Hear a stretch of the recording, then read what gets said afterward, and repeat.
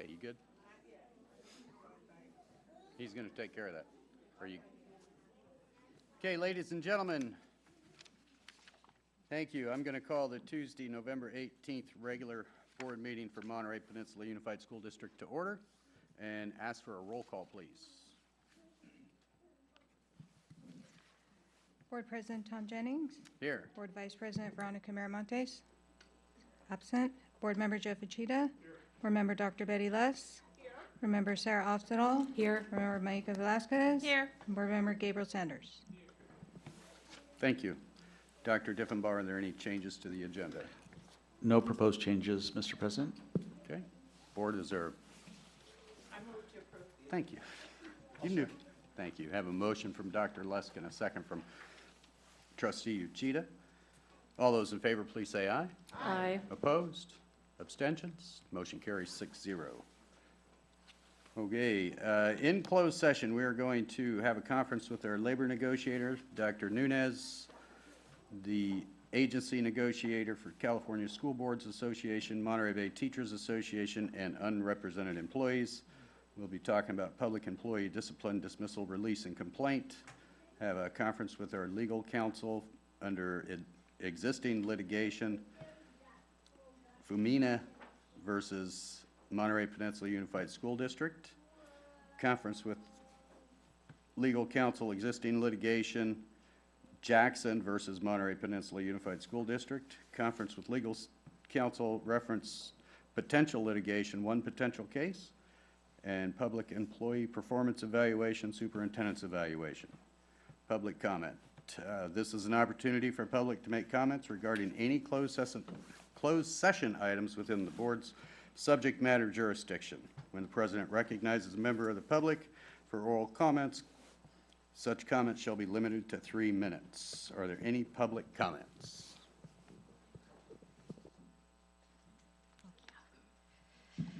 Good evening, Superintendent Diffenbaugh, President Jennings, and board members. My name is Rosalind Book, President of MBTA.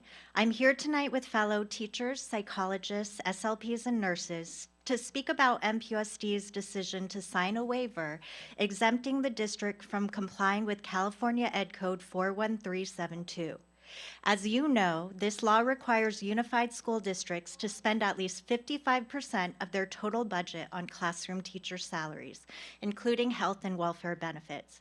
By choosing this waiver, the district is choosing to be exempt from ensuring that a significant portion of OR funding goes directly to teacher compensation. We understand that school funding structures have changed, but what has not changed is the importance of fairly compensating educators. We also understand that some other districts have applied for this waiver, but many have deliberately chosen not to because they understand that attracting and retaining high-quality educators requires real investment.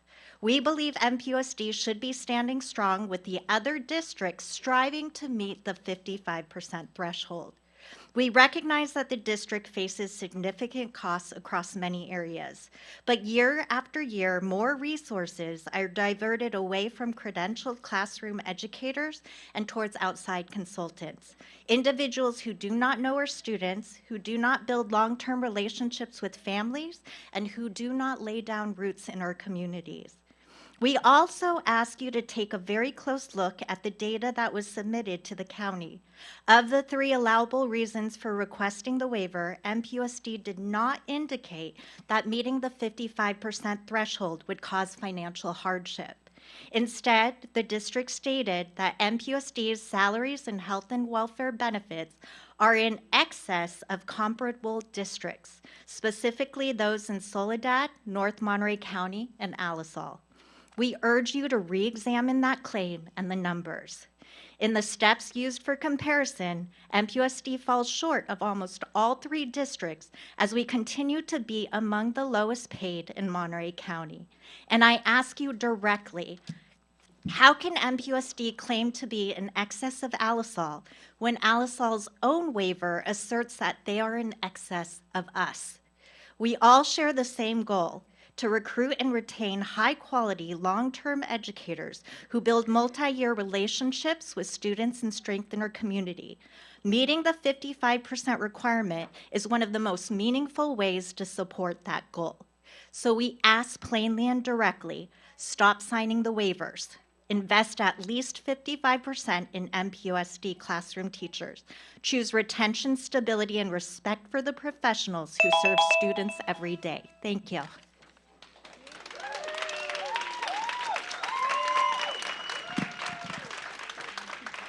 Good evening, members of the school board. My name is Tina Renzullo, and I teach at Marshall Elementary. I'm here this evening on behalf of my colleagues who could not attend, as they are, as I speak, in their classrooms holding parent-teacher conferences. I'm here to share our universal rejection of the school district's use of waivers to skirt around Ed Code 41372. We were, quite frankly, gobsmacked to learn that our district's use of these waivers and the rationale for them is shared by our superintendent. To us, these waivers mean that MPUSD has not been bargaining fairly for the past 3 years and has chosen instead to balance spreadsheets on the backs of student-facing personnel, both classified and certificated. To us, this action is unconscionable and must be stopped. So I stand here tonight and request 2 things. Number 1, no more Ed Code 41372 waivers. And number 2, please direct your bargaining team to come to the table ready to negotiate fairly and start with meeting the minimum required by Ed Code 41372. Make us whole. Thank you for your attention.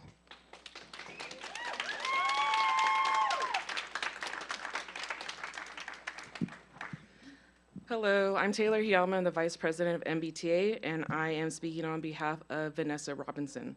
Dear Monterey Peninsula Unified School District Board of Education, Superintendent Diffenbaugh. My name is Vanessa Robinson, and I am a proud alumna of MPUSD and CSUMB here on the peninsula.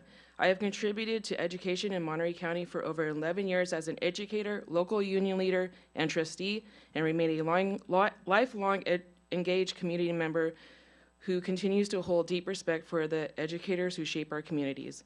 Because of that respect, I am writing tonight to urge the district to prioritize meaningful, sustained investments in educator salaries and benefits, even evaluating how you may go about the 55% minimum required by Ed Code in order to provide educators with a truly livable and competitive wage.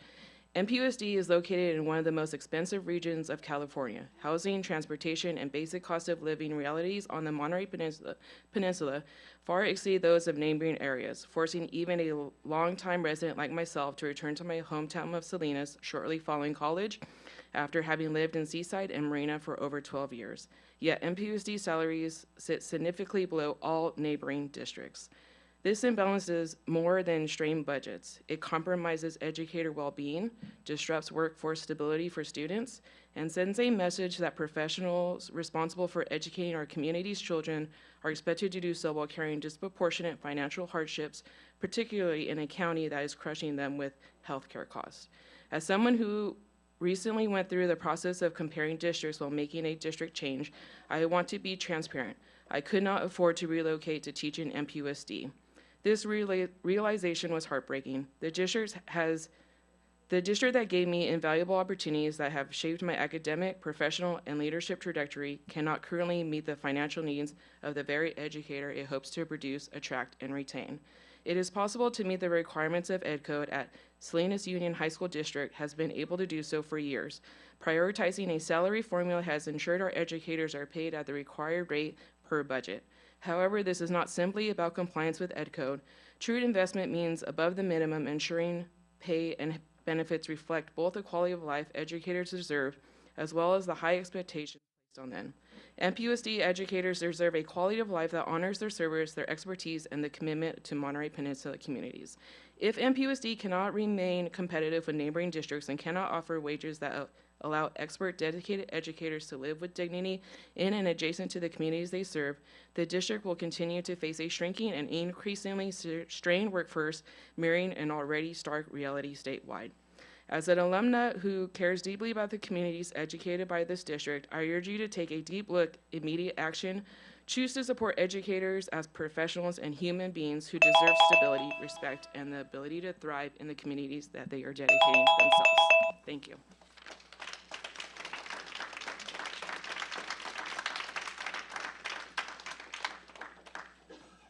Hi, good evening, everyone. My name's Andrea Balistreri. I've been in this district for over 20 years. So here is, I reach out today as a veteran teacher in this district, having given over 20 years. I've had some of your grandchildren in my class. I've seen many things change over time, some positive, some negative, until I became older. Honestly, like, I didn't really understand the financial discrepancies that we faced in this district. When I was 20-something, I didn't think it was that big of a deal. But here I stand at 47, being in this district since I was 25, and it's not gotten much better since I began here in my 20s. Currently, the financial discrepancies affect me as a single parent, which isn't the district's fault, but it's still an issue in my household. I'm prevented from owning a home, from buying a new car. There's a lot of things that I'm held back from, which many of us are, because we are not paid enough to even keep up with rent increases in our area.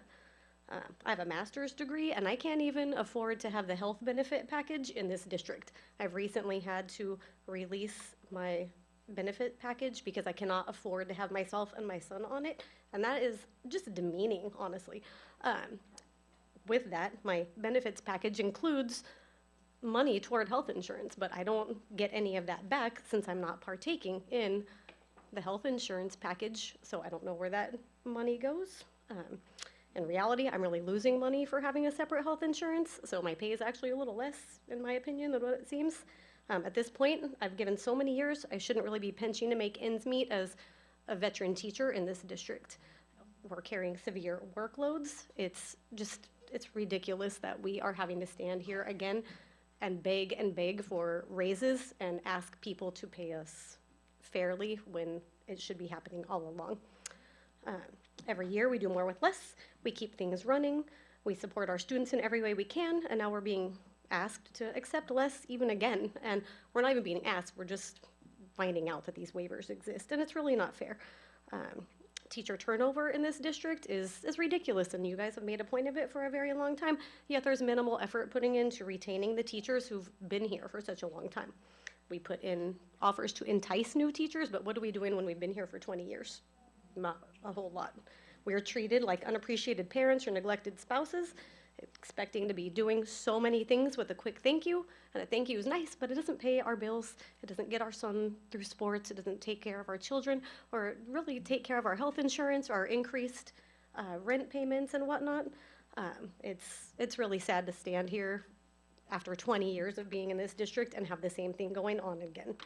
Moving forward, I'm asking that you guys do better by us. Please include a raise that we deserve, and we shouldn't have to stand here every year and ask for it. Thank you.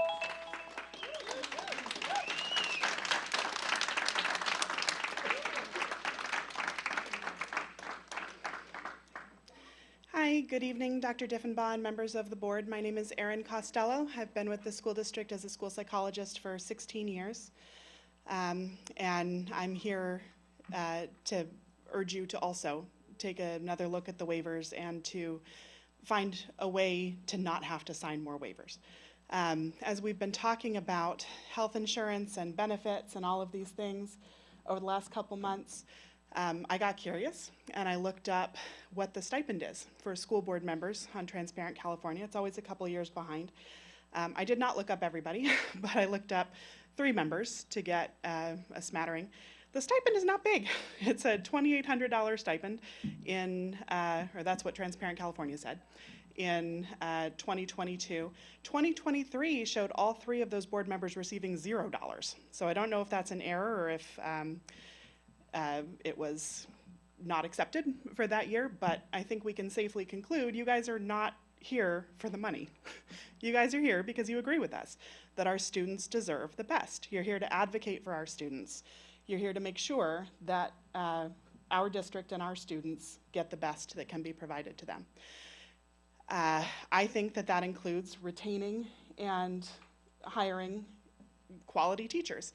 We lose 100 to 150 teachers every year. That's not good for students. It doesn't do enough good to hire good educators if we are not then able to retain them. Dr. Diffenbaugh sent out an email in response to the waivers not very long ago where he talked about the fact that we don't have the money to do everything that we would like to do. for students and for our district, and that is reality. We don't have enough money to do all of the things. But I believe that we have very smart and dedicated board members and members of management who can come together and find ways to do better without signing the waiver, without making cuts to special education or to mental health services or to classified staff, all of whom are essential to student safety, well-being, and learning. If a student requires special education to access their educational setting, that's necessary. And it's also probably necessary for the teacher and the rest of the class for that student to receive those services. I think that I have great faith that our board and our management are able to look more deeply and come up with something creative. And I ask you to help us make sure that our students get what they deserve, that our students deserve the best and get the best. Thank you.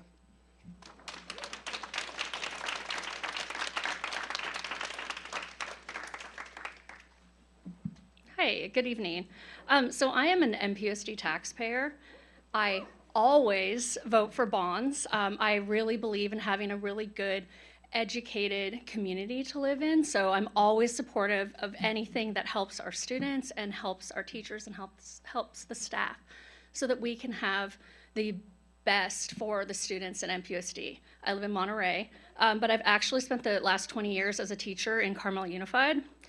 And so I'm well aware of the waiver situation, and I know that Carmel has applied for the waiver the last few years. So you can imagine my surprise to find out that the community that I live in also applies for this waiver. I was really disappointed to hear this.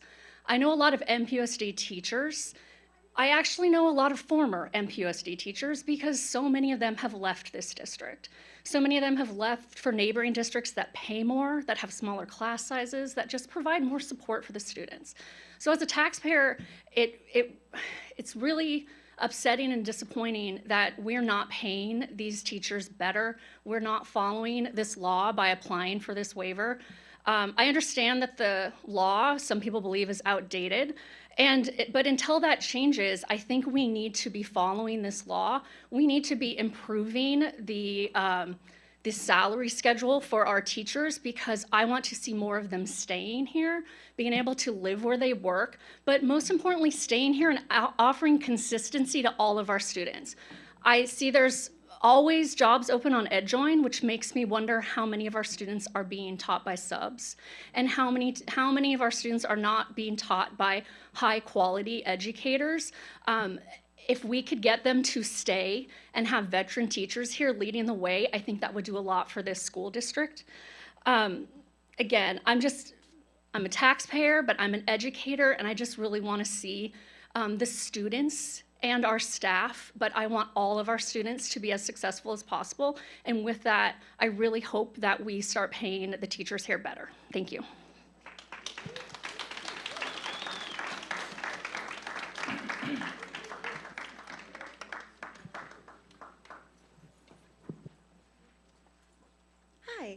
Hi, my name is Leah Simon. I'm a first-year teacher at MPUSD, and my whole life, I really wanted to be a teacher. I moved here from LA, I went to CSUMB, and I decided not to move back home because I really like this district and I really like living here. Unfortunately, I don't really make enough right now to live here. I live in a small apartment, I have one roommate, and more than half my paycheck every month goes to rent.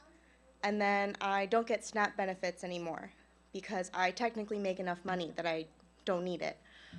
But with my grocery bills and my rent and my new insurance that, I have to get because I'm a real grown-up now, I find myself dipping into my savings quite often. And it's really, I feel very disillusioned to believe that my district is supposed to be here for me, to support me as a new teacher because I love what I do.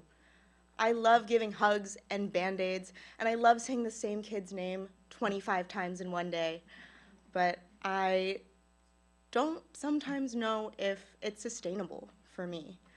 And to hear that this district that I was so excited to join is, not wanting to pay their teachers the minimum? It's really disappointing to me. And that's life, but I don't want it to be the one I live. Thank you.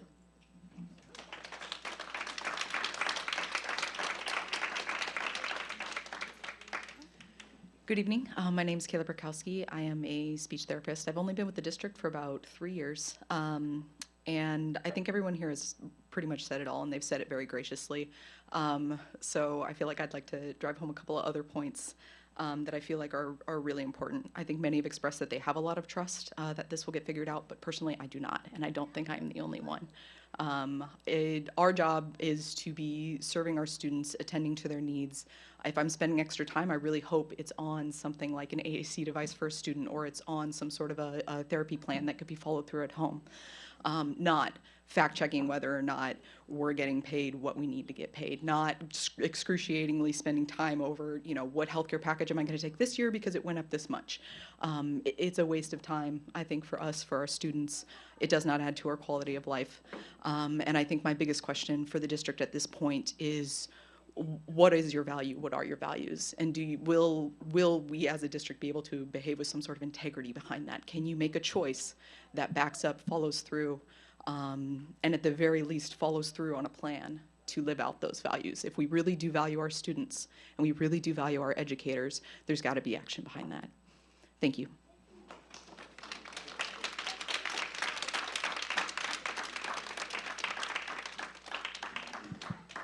Is there any other public comment? Okay, how about online? If you have public comment online, please use the raise hand under reactions.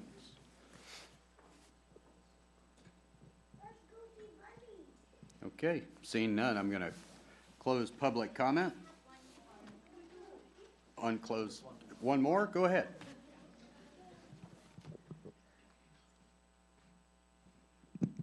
Good evening. My name is Nikki Long. I'm a very proud teacher at Central Coast High School, and it's a pleasure to be here this evening. I think probably the conversation that you're going to have next is that what you are being asked tonight is going to lead to a very difficult conversation for you, right? And I think that I have always been proud of our district not being afraid of difficult conversations, and I ask that that's really central to where we go now. I think the hardest part for me was that in my 4 years as union president, I did not know about these waivers. And that shows a hard conversation that we didn't have. We absolutely should have had. And I appreciate that there is a reminder that these were public. I think when something is public, meaning it's linked on the bottom of a section of the board agenda but not mentioned or printed, we could be more upfront about having that hard conversation, right? I hope that every one of you before this waiver was signed had a hard conversation about whether we signed the right box on that form. Why aren't we saying it's for financial distress? And are we really in excess?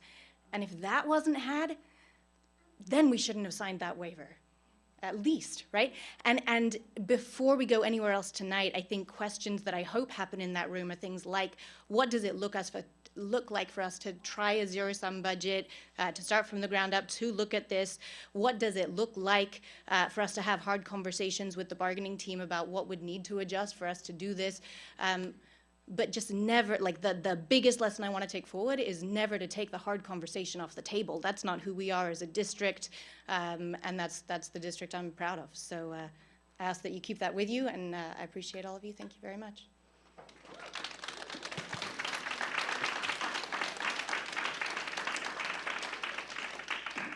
Thank you.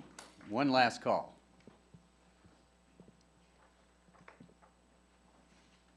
Okay. Seeing none, I'm going to go ahead and close public comment on closed session items, and we will adjourn to closed session. Thank you.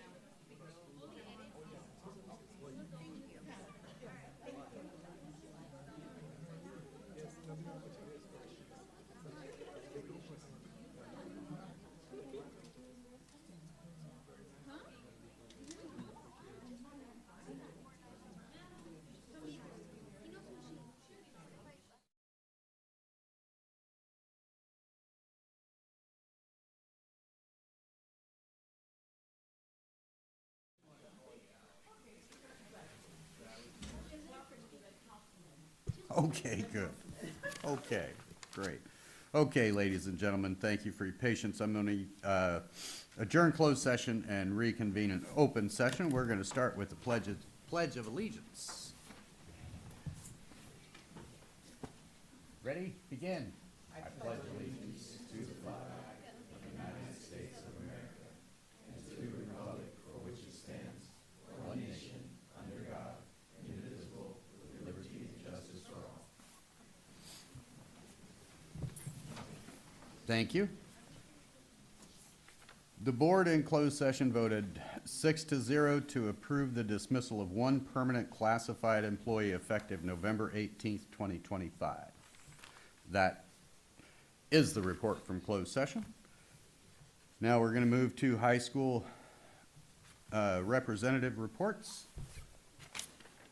We're going to go ahead and start with Central Coast.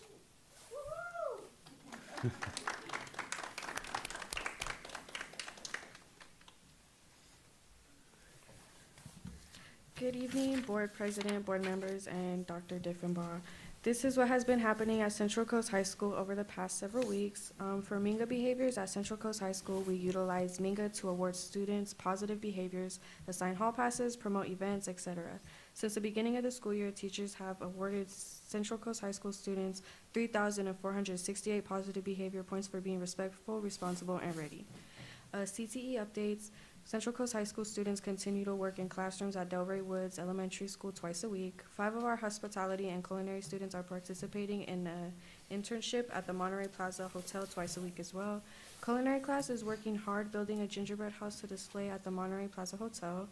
For community events on campus, we are hosting a movie night. Our leadership classes here at Central Coast High School have been planning to host a community plus school movie night event to kick off Thanksgiving break.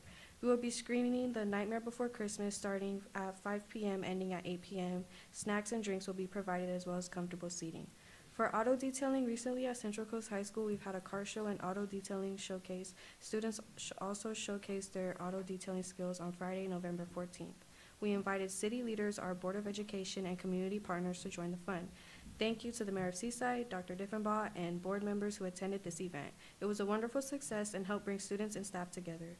For Meals on Wheels, 7,000 meals have been distributed through the Meals on Wheels program. We are also providing the community with food from Monterey County Food Bank.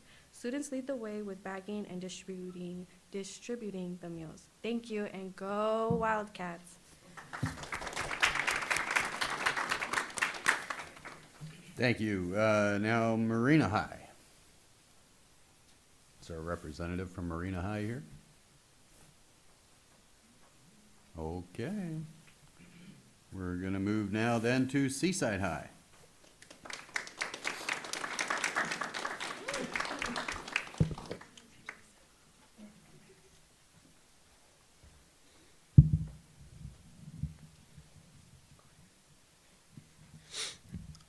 Good evening, Dr. Diffenbaugh, President Jennings, and the MPUSD board. We hope everyone has had a wonderful day today. My name is Noe Espinal Lopez. I am the junior class treasurer for Seaside High School. My favorite thing about Seaside High is how our school has so much love and supports our sports no matter what. And with that being said, here's a recap of some of the great things that that has been happening at Seaside High School. All right, starting off, Seaside High is saying goodbye to our seniors with individual senior nights for each of our sports teams and band. Our first senior night that we had this year was for our flag football girls on October 21st. And then after that, we had our girls volleyball senior night, and that was on October 29th.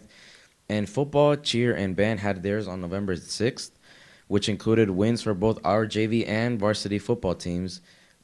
Each of these senior nights celebrated our seniors with walkouts, including family, friends, and a special message tailored specifically for each senior. We have started hosting our food drive partnership with the Monterey County Food Bank, which started on November 3rd to November 21st.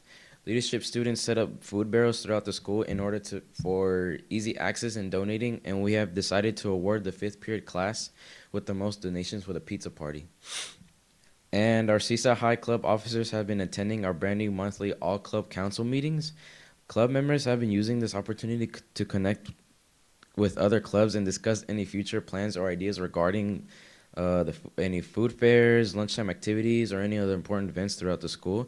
And these meetings have also been used to provide updates and important information about these events, such as like our fall food fair and our upcoming holiday night rally that we'll have. Hello, good evening, MPUSD board. My name is Giselle Luna. I am this year's junior class representative. Currently, my favorite thing about Seaside High is the leadership that works hard to provide our students with engaging activities that bring our school together. And this is the second part of our recap of amazing things that have taken place for the past 2 weeks. On November 20th is our annual food fair. This is our second food fair of the year with just as much variety and delicious foods as the last one, with our menu available on Minga and Instagram for students to view. We'll be having food ranging from drinks, snacks, sweets, and food for our Spartan family to eat and enjoy, while also raising money for clubs. As a reward for our Spartans and Motion students, they were awarded tickets and wristbands, allowing them early access to food fair.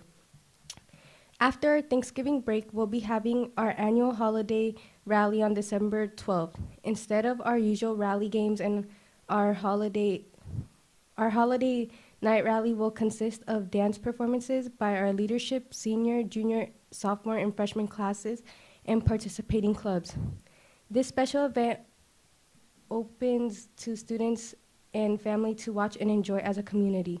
That concludes the summary of all the great things that have happened recently and all the amazing things that are to come.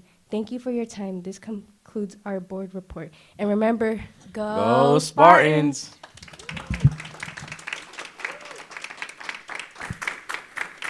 Okay, thank you. Okay, now Monterey High. Joseph? Our ASB president couldn't be here today, so you got me. Good evening, Superintendent Diffenbaugh, Board President Jennings, and esteemed board members. My name is Jaden Kahn, a proud Monterey High student. The following are the happenings at Monterey High School. On November 5th, we welcomed prospective families to Monterey High to go to campus tours and hear about the different programs offered at Monterey High. Attendance was high, and a highlight was hearing from current AMP students about all the opportunities that they get through the academy. I've always been very proud of how our programs use current students to explain what the program is to prospective students. I think it hits home harder. Today, all of the MPUSD schools, including the students behind me, participated in the CATA Area D Student Leadership Conference in Salinas. Monterey High had 7 student presenters presenting either 30-minute workshops or shorter 1-minute Meet the Pros presentations that covered a lot of different topics, including student connections, creating activities, welcoming freshmen, and revamping the student store.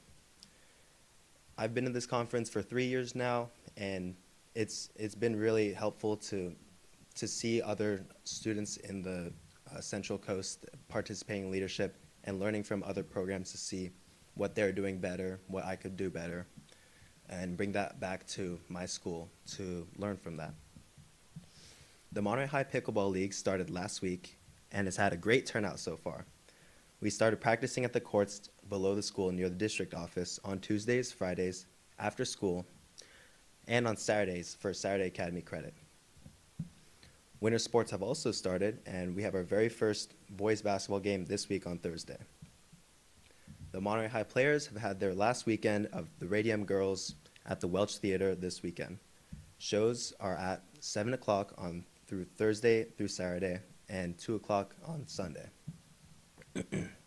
This week is also International Education Week, and we are celebrating the week by partnering with our nutritional services to have specific cultural dishes served at lunch each day. I always thought it was really cool how nutrition services partnered with our ASB to work on certain events. It's really cool to see that unity across the campus. ASB is also having each day certain lunchtime activities that relate to cultural celebration, and it's culminating in an ASB hosted event on Friday, I believe, where clubs are all invited to have a club fair that represents their certain ethnic clubs' cultures, where they might have food or activities related to their cultures. This Friday is also the last tour doors days of the semester, where we welcome groups of prospective Monterey High students that are in 8th grade to come partner with a Monterey High student, like a shadow day, to see what classes might be like if they attend Monterey High School. That's all for this week. We hope everyone has a restful week off next week, and happy Thanksgiving. And don't forget, go Doors! Awesome. Thank you. All right, public comment. Members of the public wishing to address the Board of Education on matters within the jurisdiction of the board but not on the agenda may do so during the public comment period for up to 3 minutes. Each agenda item is limited to 20 minutes except public comment. Items 6A, 6B, and 6C, unless the time is extended by a vote of the board. Comments on specific agenda items are heard under that item. We're going to start with student public comments. Are there any students in the audience that would like to provide public comment? Okay, seeing none, we'll move then to anybody that would like public comment.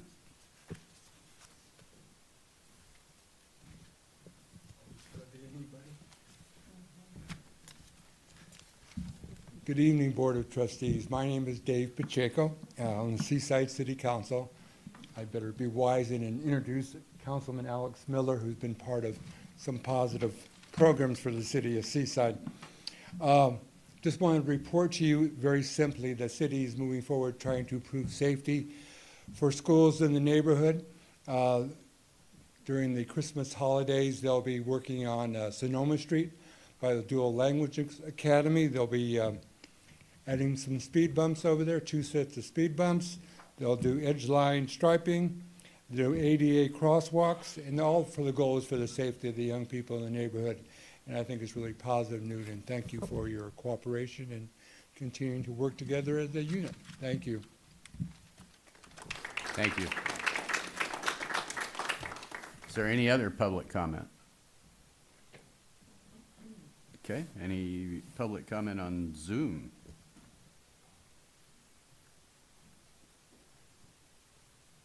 Okay, seeing none, I'm going to move now to public agency communication. I think we just had that, but that's okay. Is there any other public agencies that would like to speak at the podium? All right. Okay, and we'll close public comment and move now presentation recognitions, military liaison, superintendent report, upcoming events. We'll start with the status from the military liaison.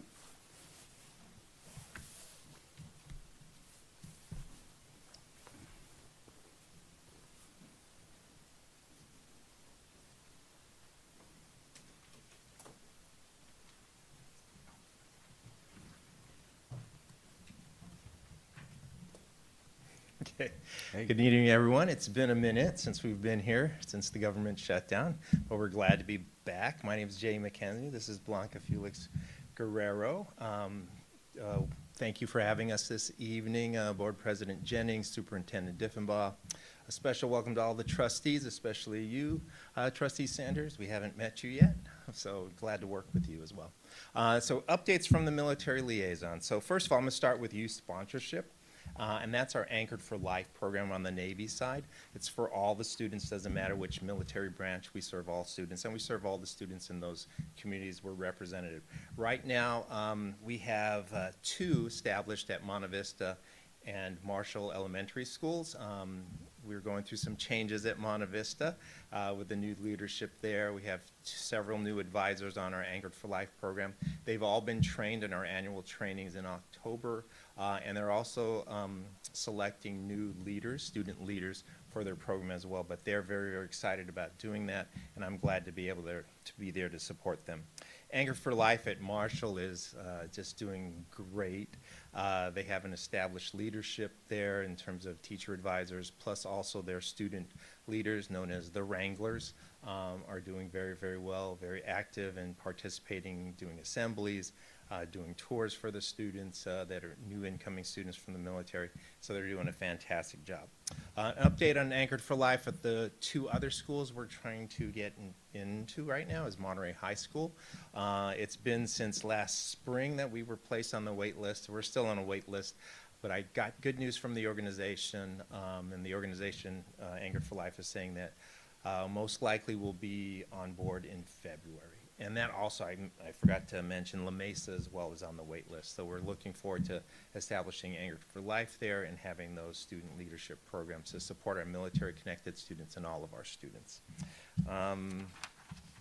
Since we last met, the STEM Discovery Day was going to happen in October, on October 24th.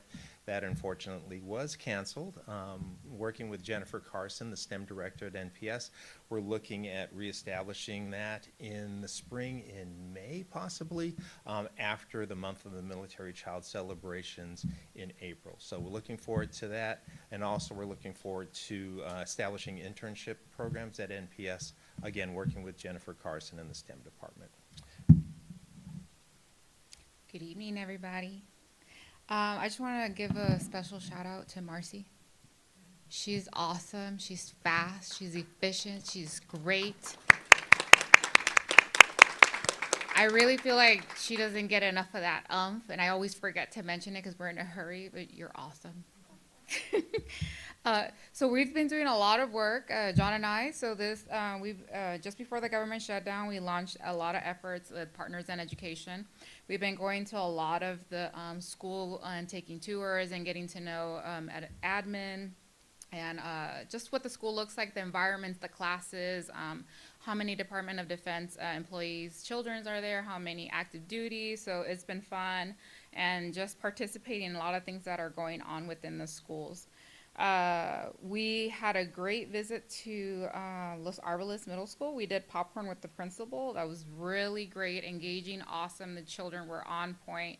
We participated a little bit. I suggested maybe a police duty for the kids for the gun problem.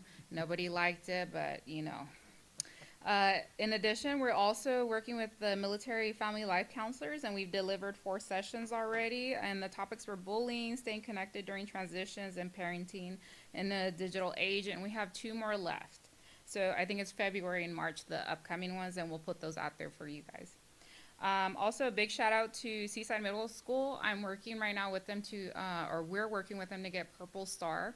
So I almost got the application finished, so thank you, Superintendent, for getting those letters back to me, and also Seaside Middle School Principal Line.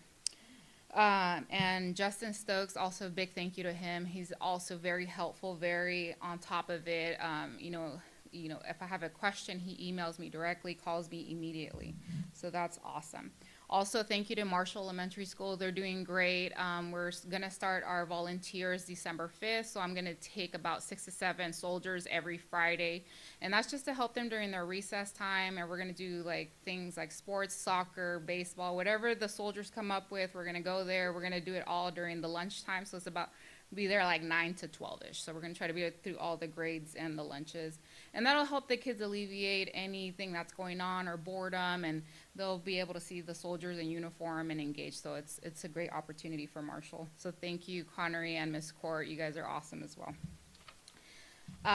Also, a big shout out. I was a judge for the local Military Youth of the Year for POM, for City of Monterey. And so our winner was Gabby Romero, and she's from Seaside High School. And then our junior was from Seaside Middle School, Anthony Character. So congratulations to them. And I think that's it for me. And we. Oh, sorry. So looking ahead, we're very excited. Relating, to the continued connections with the school, aligned with the district's theme, honoring the past, shaping the future. So stay tuned. So we're doing a lot of research. For example, for Seaside Middle School, we went over to Monterey for Monterey Art Institute. Yeah. To do some research on Roger S. Fitch. How many of you remember when Seaside Middle School was Fitch Middle School? And how many of you know what Marina High School originally was? Patton School. Oh yeah. And so we want to honor that past. So we want to recognize that as military liaisons. We have to promote our military. And so we'd like to do some things in relation to that and establishing some history, just like the Monterey history. How many of you know that what Roger S. Fitch is most famous for in Monterey?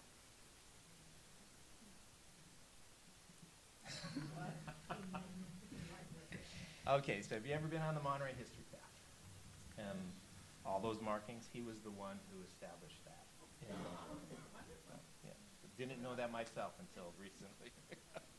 So we'd like to, again, going along with the theme of honoring the past, preparing for the future, looking for some military connections and honoring that history throughout the peninsula.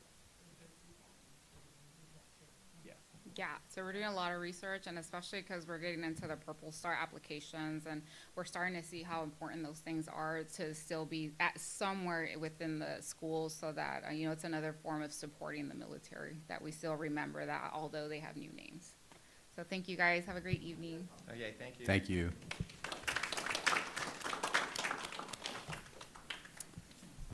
Okay.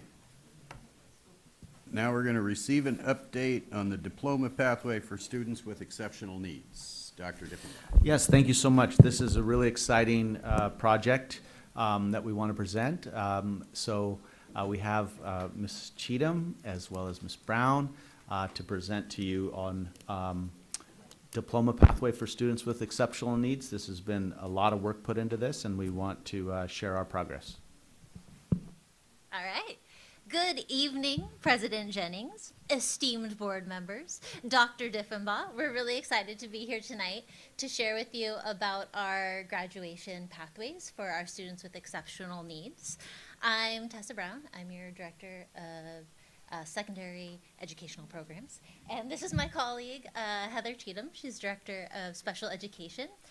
She has put in an incredible amount of work to make sure that our students with exceptional needs have access to 3 different diploma pathways. Tonight, we're going to share more information specifically about an alternative diploma pathway that we're going to be offering, in addition to updating you about our other 2 pathways. So I want to turn it over to Heather so she can share the incredible work that she's done. Thank you. Good evening. I'm really, as Tessa was saying, very, very excited to give you this update. This is really happy news to share with you today, and I hope that you feel as celebratory as we do when we're finished with this content. As you may remember, 4 years ago, my colleague Kevin O'Hare and I met with you to go through a 4-year scope and sequence that would enable students who require a specialized setting and specialized adapted material to still achieve a high school diploma. Because that was 4 years ago, the class of 2026 is our first graduating class.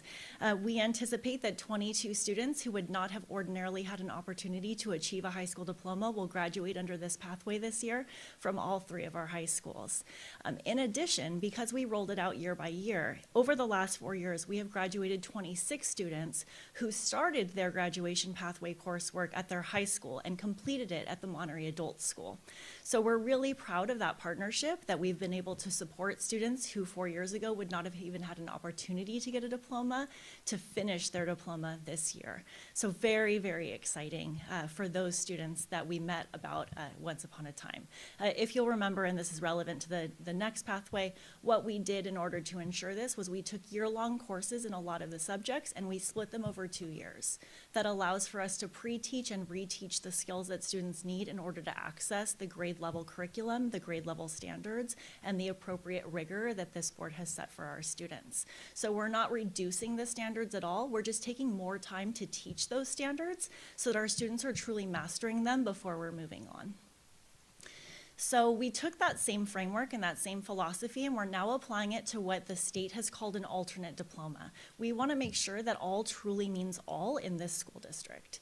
So there has already, as you are well aware, been an A through G aligned diploma in MPUSD. That's 230 credits. The diploma that I just reviewed is 130 credits because it's aligned to the California State minimum diploma requirements. The third diploma option, the alternate diploma, also requires 130 credits and will follow that same scope and sequence of separating year-long classes over 2 years to give more time to cover the content. This last alternate diploma is only open to a very small percentage of students, and those are the students who are eligible for the California alternate assessment. So it's approximately 1% of the total student body in MPUSD, but that 1% has never before had an opportunity to earn any graduation credit. So this is a brand new opportunity that has never before been an opportunity and can be really, really exciting for the population of students that it affects. This will be the 4-year scope and sequence. These courses are all part of the consent agenda for tonight. So the functional language and literacy class will mirror the foundational language and literacy. All of the courses that are listed here mirror the essentials classes. I worked with teacher leaders, who I'll honor a little bit later in my talk with you today, to make sure that if a teacher, because of the nature of the classroom a classroom of students they have in front of them, need to teach both the essentials classes and the functional classes at the same time, they'll follow a similar scope and sequence so that a teacher doesn't have to prepare 2 completely different classes to meet the needs of all of the students within them. We were really thoughtful when we developed these course descriptions to make sure that they were appropriate to meet the needs of our students, but also easy for our teachers to make sure that they're hitting all those standards so that students are truly leaving us career and college ready. Our intended next steps is both family and staff engagement. Thank you, Marcy, for creating the 1-page handout that's already available to us to support with families. We want to make sure that families understand who this alternate diploma applies to. Most of the families who we will be talking with in these community-facing town hall meetings have been told their child's entire life that a high school diploma is not an option for them. So being able to show them that it is an option and that we are able to honor their students' learning by giving them an alternate diploma is going to take a little bit of discussion. It's going to be something that's surprising to many families. And so the document that's been created, the family-facing website that's already been created, and these town hall meetings will allow us to explain to the families what their students will be able to achieve for the first time. We also want to make sure that our IEP teams have the information that they need to support and answer questions. So we'll be making sure that they have the information that they need as well, and that we're able to support counselors in making sure that students are scheduled appropriately. So at the end of this 4-year rollout, the students will be able to achieve that alternate diploma. I mentioned earlier that I wasn't the only one who worked on this. I had teacher leaders who supported in looking at standards and looking at the course descriptions. Richard Douglas at the Monterey Adult School, Keisha Ferguson at Marina High School, Barbara Goza at Monterey High School were integral in this work. And then Donna Silvestri is the teacher who has essentially single-handedly graduated 26 students that no other educator was able to graduate. So I wanted to make sure that her name was recognized and voiced in this context as well. That is all the information that I have to share with you today. Are there any questions about this exciting opportunity? Okay, board, questions? Go ahead.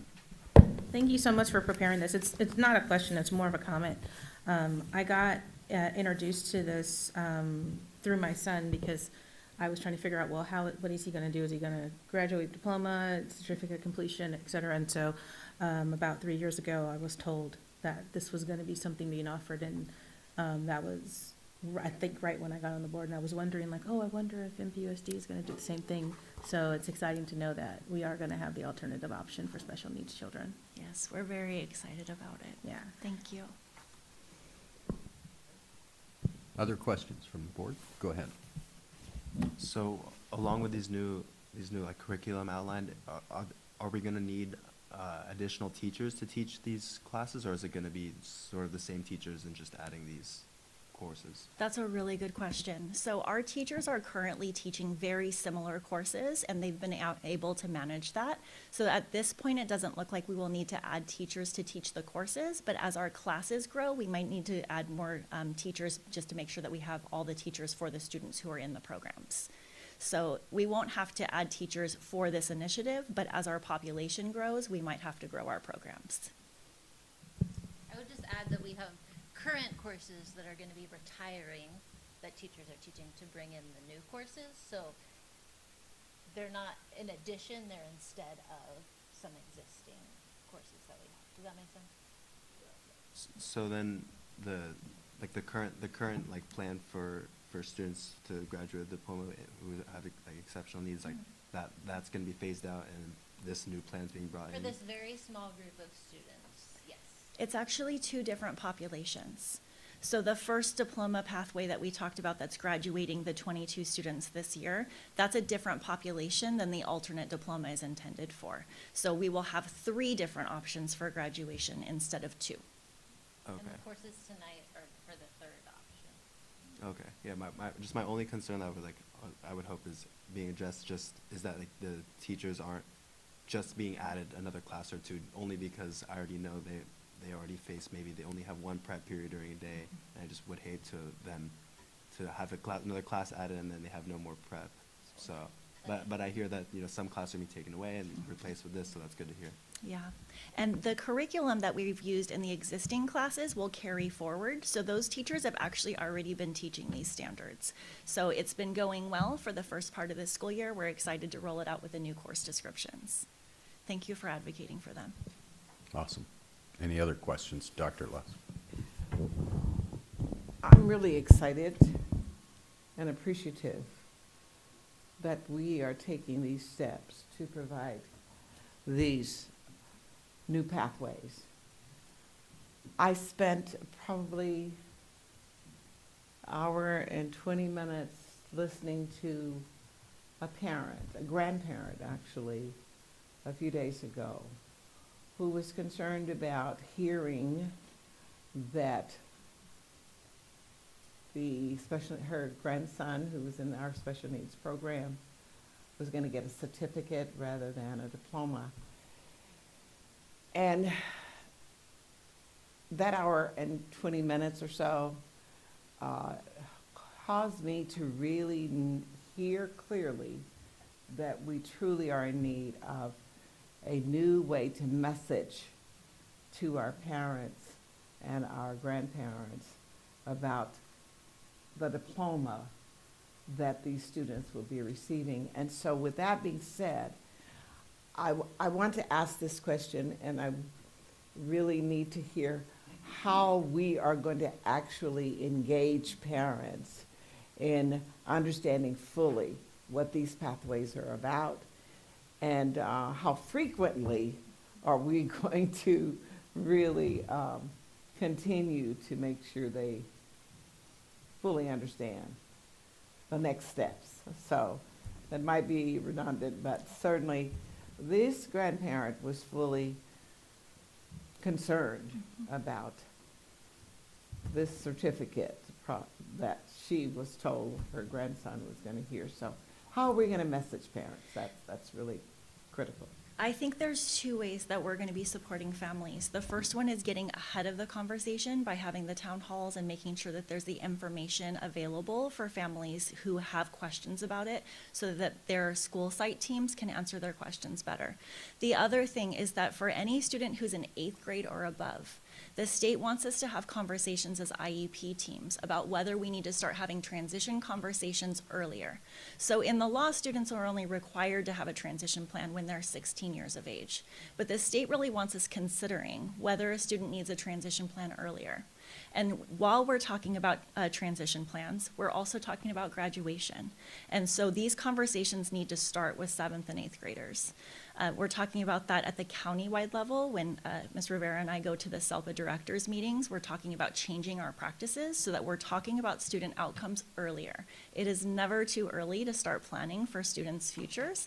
And so we want to make sure that our middle school teachers, as early as 6th grade actually, are prepared to talk about assessment information within the context of transition. Where are we heading and how can we backwards map that for these students to make sure that their needs are getting met along the way?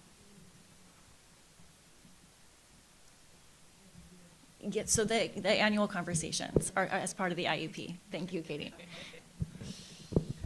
May I just follow up? I truly appreciate hearing the assessment conversation being an intricate part of how the way we're going to roll this out. Again, lack of knowledge that this grandparent in particular had as it relates to the IEP plan and what have you. So I thank, our Assistant Sup for taking part in that conference, but I'm so grateful to hear that we have these pathways as our next steps for our special needs students. I'm really excited, and I'll be sitting there in the room to just hear the messaging to the parents. Thank you. Thank you. Okay, board, go ahead. Got another one? Go ahead. Yeah, I just want like quick clarification. You mentioned that only, I guess, a very small percentage of students would be like put on this plan. I'm just wondering, so it's my understanding that not all students with a like special needs case or an IEP will be put on this plan. So I'm just wondering what the criteria is, like who is eligible to be put on this plan and who's not. That's a good question. So there's an entire worksheet that the California Department of Education has published to make sure that the students who have the most exceptional needs are the only students who are taking the alternate assessment. So it looks at a student's language skills, it looks at their self-help skills, it looks at their communication skills, and it looks at their academic skills. So the students who are eligible for the alternate diploma pathway are students who have developmental disabilities that mean that they need an alternate curriculum. So that's why it's that 1% of the students. We want to make sure that all students in special education are able to get the level of rigor that's appropriate for them. And so we would never unnecessarily recommend this pathway for a student who can do something that's more developmentally and age appropriate for them. Okay, Mr. Cheatham. I like that. Not really a question, you kind of answered it, but one of the things I think is truly important though is that knowledge that I'm looking maybe to elementary schools, anybody with an IEP with the opportunity, so parents, you know, there's a light that they can see, you know, and obviously it's huge that the diploma track is there. And so in the past, I think oftentimes parents thought there was no chance for your son or daughter to get a diploma. But now, if we can especially get that message out extremely young, I think everybody wins. I think the student wins, the parents, no doubt, the schools are gonna benefit. So as much information as we can get out at that early age to entice, you know, for them to, a goal, a target. So it's all great work.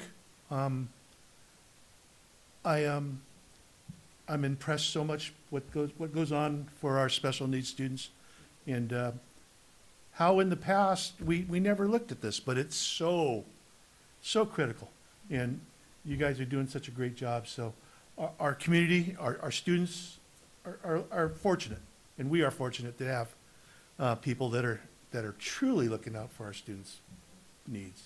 Thank you. In my ideal world, we'll have preschool families at our town halls. We'll make sure that you know about the dates, and we'll make sure that we advertise them well. If I had $1 for every time somebody said my child's doctor told me they would never talk and they would never walk, and the kid was running around playing while they run laps around me, I probably could have paid off my student loans faster.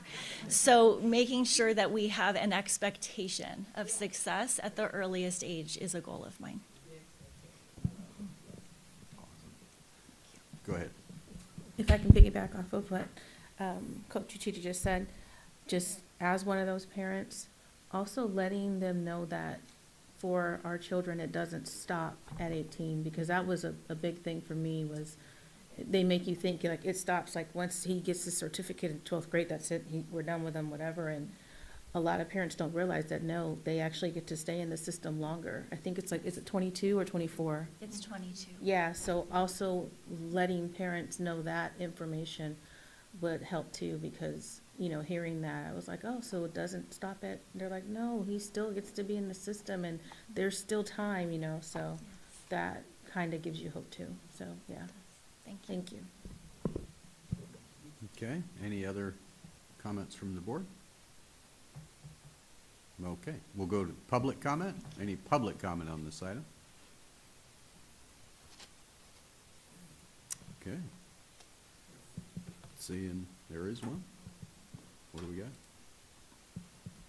There is a hand raised. Where is it? Miss Lobo. Okay. All right, Miss Lobo, go ahead.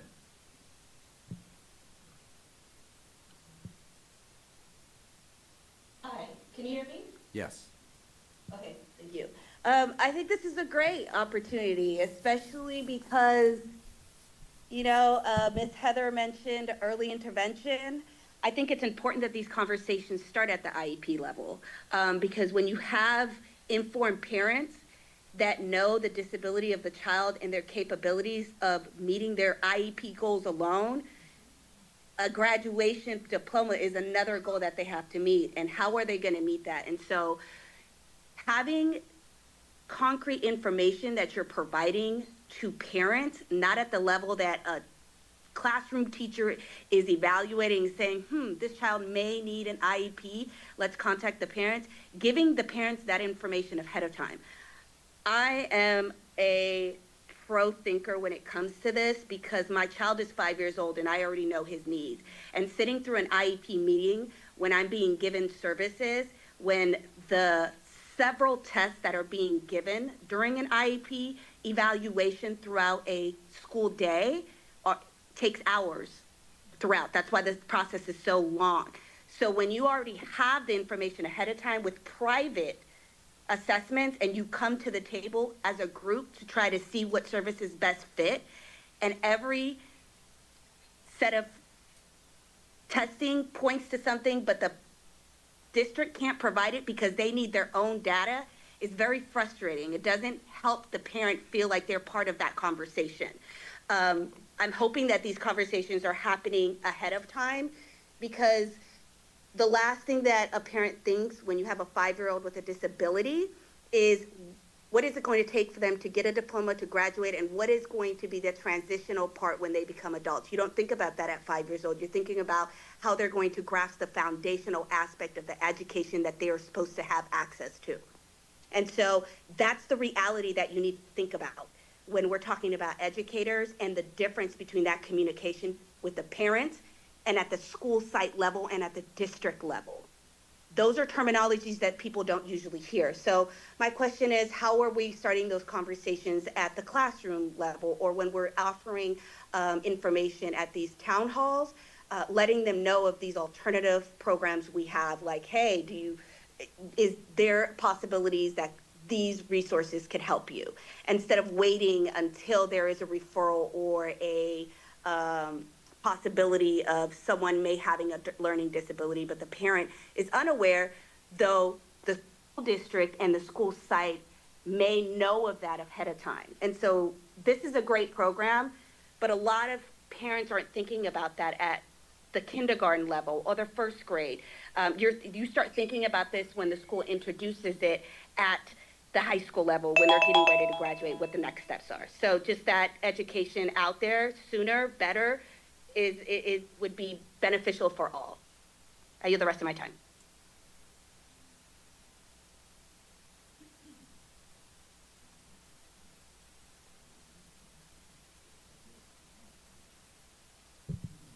Okay, all right. Any other public comment on this item?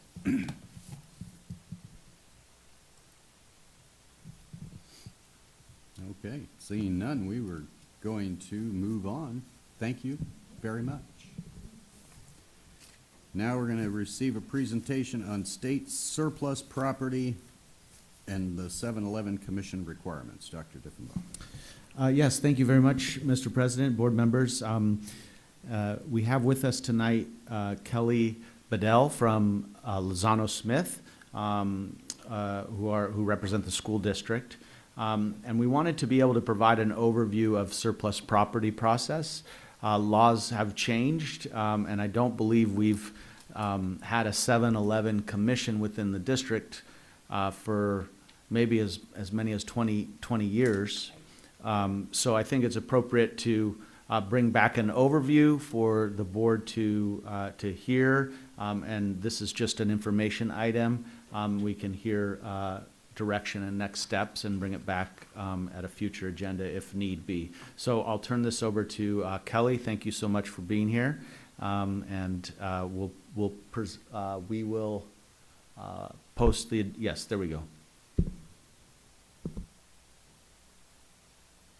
Good evening, board, and good evening, Superintendent Diffenbaugh. Thank you so much for having me here this evening via Zoom. I'm very excited to share about this topic with you all tonight. It's an overview of surplus property. This is really the view from 20,000 feet above. It's going to be just an overview as a refresher, and we'll go ahead and get started with that.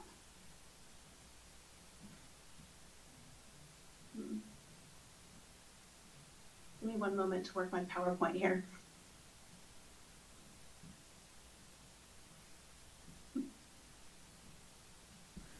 I think we can do it for you. If you just tell us next slide, we can post it I got up. it. Thank you. So what is surplus property?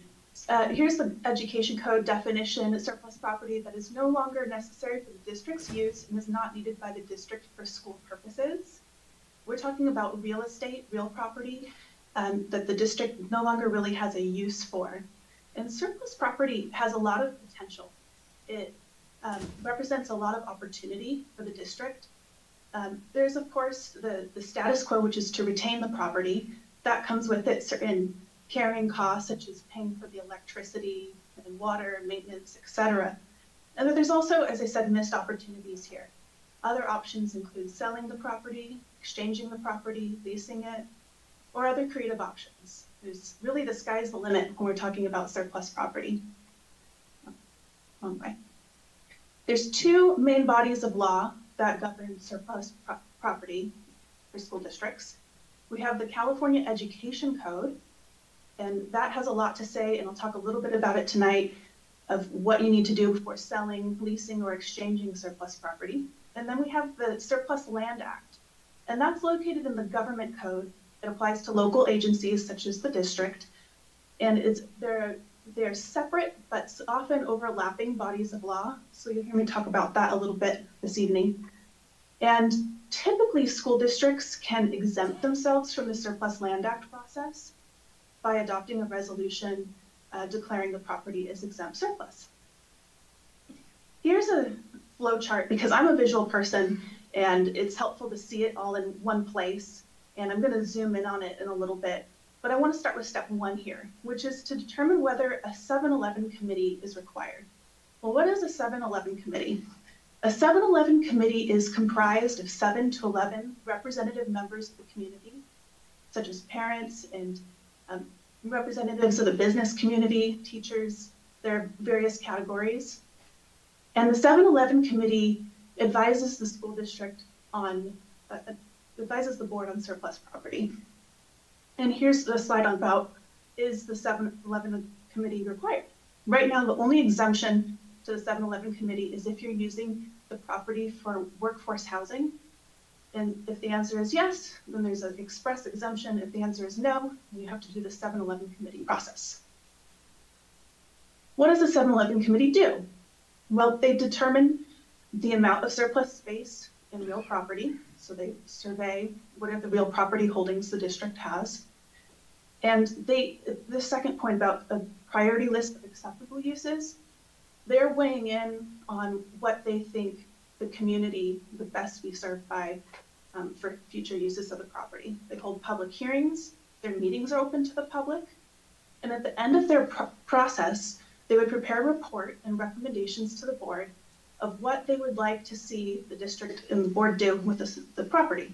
So what kind of recommendations can they make? There's a wide variety of types of recommendations they make.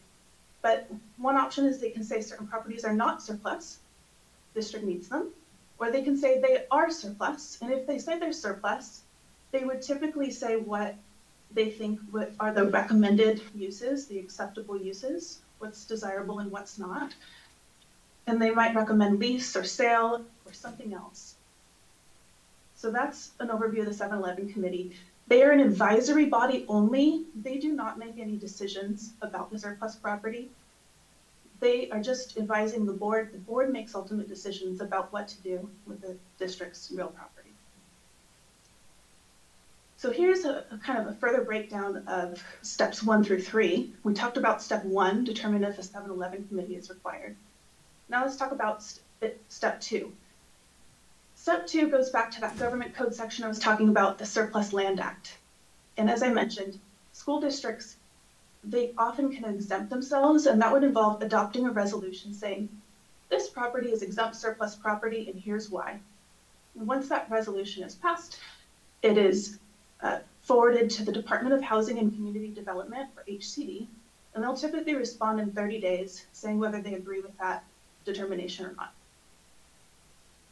If it's not exempt surplus land, if it's surplus land, then the district needs to go through the surplus land requirements, which are a little bit beyond the scope of the presentation today, so I'll just leave it at that. So once that technical step is crossed off the list, we go to step 3, which is a noticing process, and both the government code and the education code really try to make it so that certain entities get the ability to negotiate with the district first before we put the property out, we'd say, to the market. So the education code has a whole list of entities that the district would give notice to. For example, the city and county receive notice. You might have heard of something called the Nailer Act. That's something that can apply to properties that are used for recreational purposes, like playfields, playgrounds. If that applies, notice can also be given to park and recreation entities like city parks and rec, etc. And you'll see to the right on this slide this option of seeking a State Board of Education waiver. That's a general waiver process. We've started to see those waivers requested, but that's a relatively new development. On 3 underneath, where you see send additional Surplus Land Act notices of availability if required, that's if the Surplus Land Act applies, if there's no exemption. There's also sometimes properties exempt surplus land, but it's located in the coastal zone. And so even though it's exempt, certain notices have to go out for open space purposes to some of these same park and recreation entities. Then we move to step 4. So steps 4 and 5 don't need to happen here if the result of step 3 is arriving at a deal with one of these entities that received notice. You would just go to step 6, which is to sell or lease to that entity. But if that doesn't happen, if those negotiations are unsuccessful, we go to step 4, which is the board action to declaring an intent to sell or lease the property, and that's through a resolution. Then that triggers competitive bidding for the property, which under the education code is a strict competitive bidding process where the high bidder wins. And there's an oral bid process as part of it. That's how it works, and then you sell or lease to the high bidder. And the board can, of course, reject all bids like any bidding process. But in green, we have this alternative process. This is a waiver from the State Board of Education as well. You see these routinely granted by the State Board. And it's a waiver that allows you to do a request for proposal process, which is a lot more flexible. It doesn't require you to sell to the high bidder. The board can consider factors beyond price in choosing somebody to sell or lease the property to. And the last in the list here is sell or lease of the property, which results in funds for the district. And not covered here, there's a process to exchange property, just so the board is aware. Exchange of properties don't require the properties to be of same value. They can be of different value. And money can change hands as part of an exchange. An exchange streamlines a lot of this process, so there's not so many steps involved. And that about covers, that's the view from the top of surplus property. So I'm available to answer any questions. So let me know. Thanks. Okay, board questions. Go ahead. I think I might have asked this last time. How many surplus properties do we have? If we... Yeah, so I couldn't give you a full number because some are completely empty, where some are just portions of land that are underutilized. But I could bring back potentially in the future kind of an overview of all the properties that we've looked at in the past that would be considered potentially surplus. Thank you. Okay, any other questions or comments on this item from the board? Go ahead. Yes. So I've looked at those properties and reviewed some of the potential that was revealed in studies done with Mid-Penn Housing.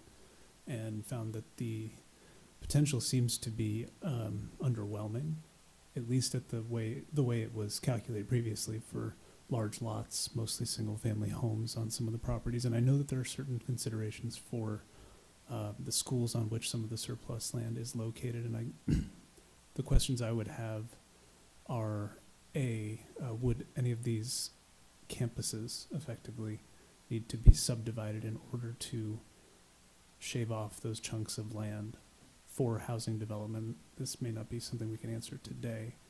Or when you surplus the property, are you surplusing the entire campus? Because if it's one piece, one APN, then I think that presents an issue in terms of how it can be developed, whether it could be leased on a partial land lease or something else.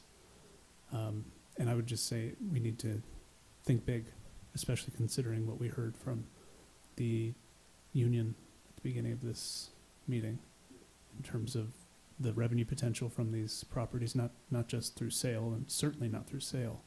It needs to be a sustainable solution, and I'd love to hear more about how we can maximize the potential of these properties. And again, thinking creatively about how to do it. Kelly, do you have an answer for the question around, can you declare part of a parcel surplus? You know, I'd have to know a little bit more about the specifics of the property that we're looking at, but offhand, I believe you can do so. You might have to change the property line in some way so that it's clear what you're surplusing and what you're not, but we've surplus less than the entire property before. Yeah, and to this end, I would love to spend some more time studying this, either at the board level or maybe to form a subcommittee to do some more focused work on it. I don't know what the procedure is for that, but I'd love to put as much brain power as we can into it. I think, so one of the, my understanding, part of the 7-Eleven commission would be to spend the time to review each property and potentially give recommendations then to the board for consideration. So the 7-Eleven, one option would be the 7-Eleven commission kind of taking on that role to do a closer look for the board. But certainly a board subcommittee could be formed as, alternatively. I think for this, my understanding is there are, before you can declare something surplus, there does need to be a 7-Eleven commission at some point in the process. Correct? Yeah. Well, I think I just want to point out that the declaring exempt surplus land does circumvent some of those requirements. And one of the conditions for doing so is to create workforce housing for the district. I think there's more research to be done, and the conditions under which it can be disposed as exempt surplus, it can be leased, sold, disposed to a land trust, which is formed for that express purpose. And I think we need to look for ways to create efficiency here. 7-Eleven committee might come up with good ideas, but it also might not be necessary if we can do it in-house, as it were, without additional contemplation. So, Dr. Lusk, you had something? I just really would remind us that we do have codes, California code, that we have to follow. And we have had a committee in the past, as Dr. Diffenbaugh mentioned, over 20 years ago. And there is a report somewhere, I'm sure in our archives, that has identified the surplus properties that are probably still available. A few of them are still available. But I caution us to really remain in our role as board members to have the committee make the recommendations to us, and then from that point, whatever next steps are necessary, subcommittees or what have you, then let's do that. But this 7-Eleven committee is according to California guidelines, and that's really how I feel that we need to proceed, following the guidelines that the state has provided for us. Thank you. Okay. Any other questions from the board on this one? All right. Any questions from the public on this one? Okay. Well, I don't see it. There it is. Okay. Ms. Lobo, go ahead. Okay, so part of our surplus that we built the workforce housing now, can this 7-Eleven committee also oversee that, or would that need to be its own committee when we're determining, I guess, day-to-day activities and companies that we want to either change in the future? Can this committee do that as well, or would that not fall under the California scope? I'm in favor of having this committee specifically because the last speaker, and I'm not familiar with him, stating that we shouldn't have any other outsiders. It's not outsiders. It's actually going to be composed of the very constituents that vote you into your position and also have a say in that money. So when you bring it down to just a subcommittee, you're tuning out all those voices. You're not hearing us out. We may want a say in what that surplus could be. And we won't have that opportunity if we don't have this committee. And also, because the last committee that was formed at some point in the archives, whenever you pull that up, it identified the surplus. We may have come upon more land that we don't know of now. Now, if there is a land trust that wants to form itself so that they have a say or a seat at the table, this 7-Eleven can be a pathway for that as well. But we don't know what we don't know. So if we don't know what all surplus we have and what we can do to it, I know for a fact we can sell it in pieces because there was an academic teacher that lived against one of the properties.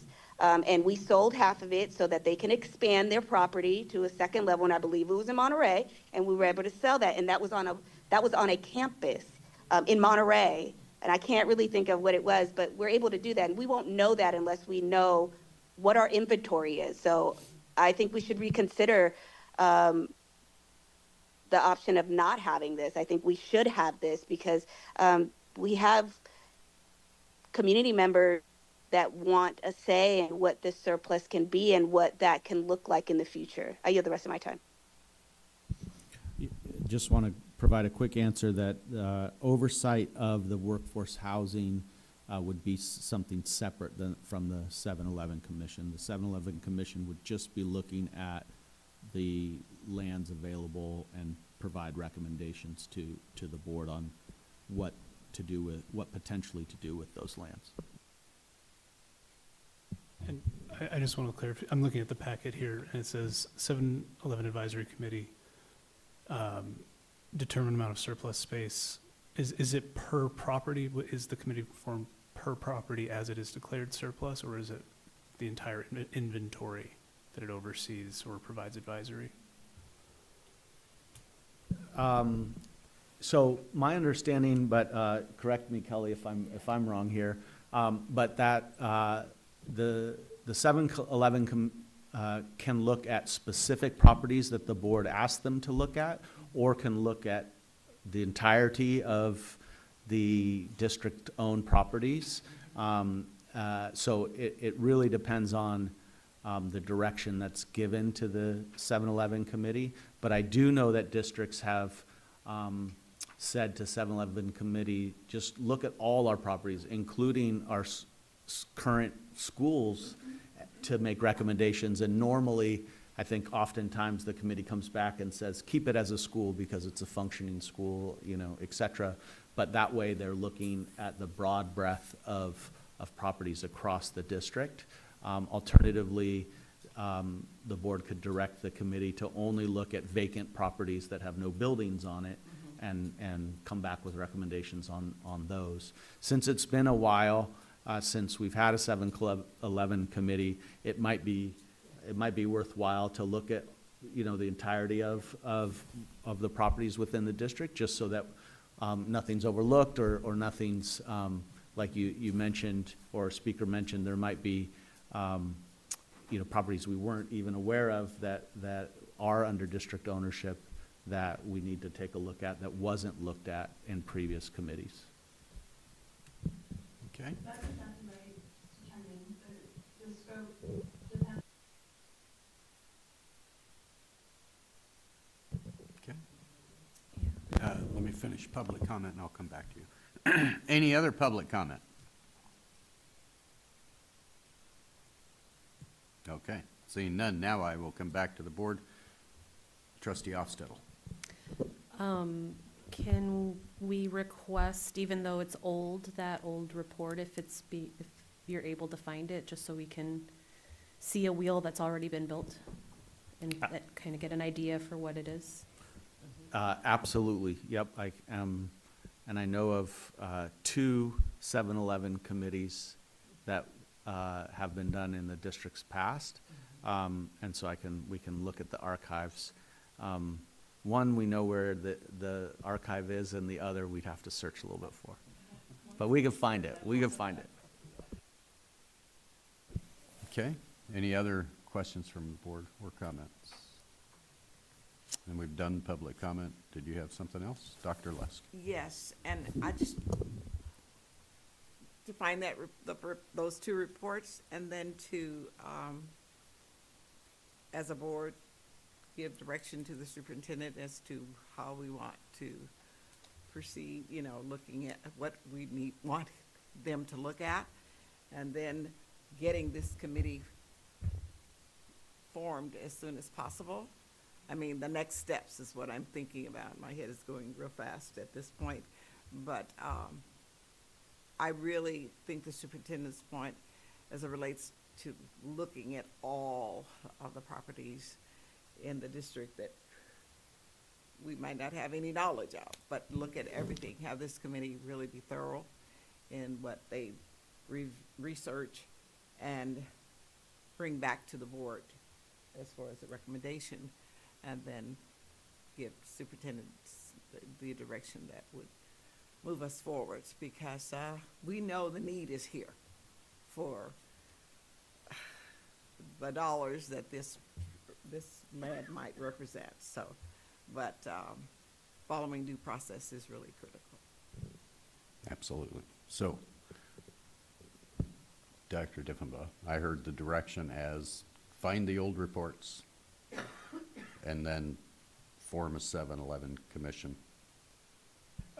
The requirements of that. Yeah, so I'll find the old reports and include them to the board. Potentially bring back to the board what has the surplus, or, yeah, okay. Maybe. You think you got it? I thought there was a request to bring back what we've studied previously. Right. So that was what I was, and then take direction for the board around what they want the 7-11 committee to look at. Yes. Okay, is that it, guys? And Go then ahead. also a list of the properties? A list of the properties, if possible, that we have? Yes. Okay. Yep. Okay. Mhm. That should be included in That that is in the report. report, Yeah. yeah. Okay, everybody good with that direction to the superintendent? Yeah? Okay, cool. Okay, so thank you, Kelly. Appreciate you coming tonight. Yes. We are going to now move, okay, I did everything. We're now going to move to the superintendent's report. Go ahead, Dr. Diffenbaugh. Right. Lots going on across the district that would like you and the public to be aware of. Wanted to highlight that there's a number of food resources that we partner with some community partners that we've sent out to families, but want you to be aware of to also give if those are in need. So one is All In Monterey, which has different offerings on different sites. We partner at Seaside High, Marina High, and also at the old D-Lamp site. Another partner that wanted us to share information is regarding Friendship Fridays at Greater Victory Temple. They're doing foods for the month of November. We also offer take-home meals. You heard it referenced tonight. I believe we've given 7,000 out since we've started this partnership with Meals on Wheels, and this happens Friday at Central Coast High School. And then there's other county-wide services for families in need, and this is through our partners with the county to pass this out through Everyone's Harvest. National Homeless Youth Awareness Month is this month, and we are very proud to be honored by the Monterey County Office of Education. Our team that works with students and families experiencing homelessness was spotlighted as one of the highlights of the county, so we were very honored for that award. The high school student transfer window is upon us. It's November 10th through December 12th. So please get the word out. This is for current high school students as well as 8th graders entering high school to be able to apply to a school across the district that may not be in their attendance zone. We have upcoming conferences this week, November 17th through 21st, so it's early release, and having conferences at the elementary TK-8s and middle schools. Our District English Language Advisory Committee, or DLAC, these are the dates for the year, so we ask the public, parents and community, please get involved. You can see the topics, and they're hosted at Martin Luther King Jr. School of the Arts Library. I wanted to play just a quick video about Los Arboles and Marina High students visiting Marina High feeder schools to spread kindness. Kindness. I stand up for others. I stand up for others. Today we came to help the kids about bullying and to remind them that you should always be kind. So we were teaching them some examples of what kindness may look like, sound like, and feel like. So always try to be the one to say like, hey,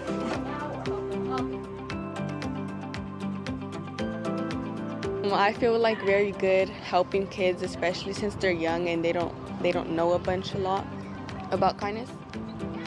Kindness can spread like a chain reaction by doing something nice to someone else. I think this is a really great opportunity for the students because I remember in 3rd grade, the high schoolers maybe came by my school once.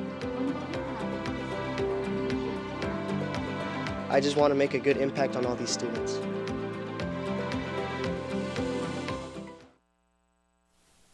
So part of our effort to continue to have our students play leadership roles across our campuses. So that's my report for this evening. Thank you, Mr. President.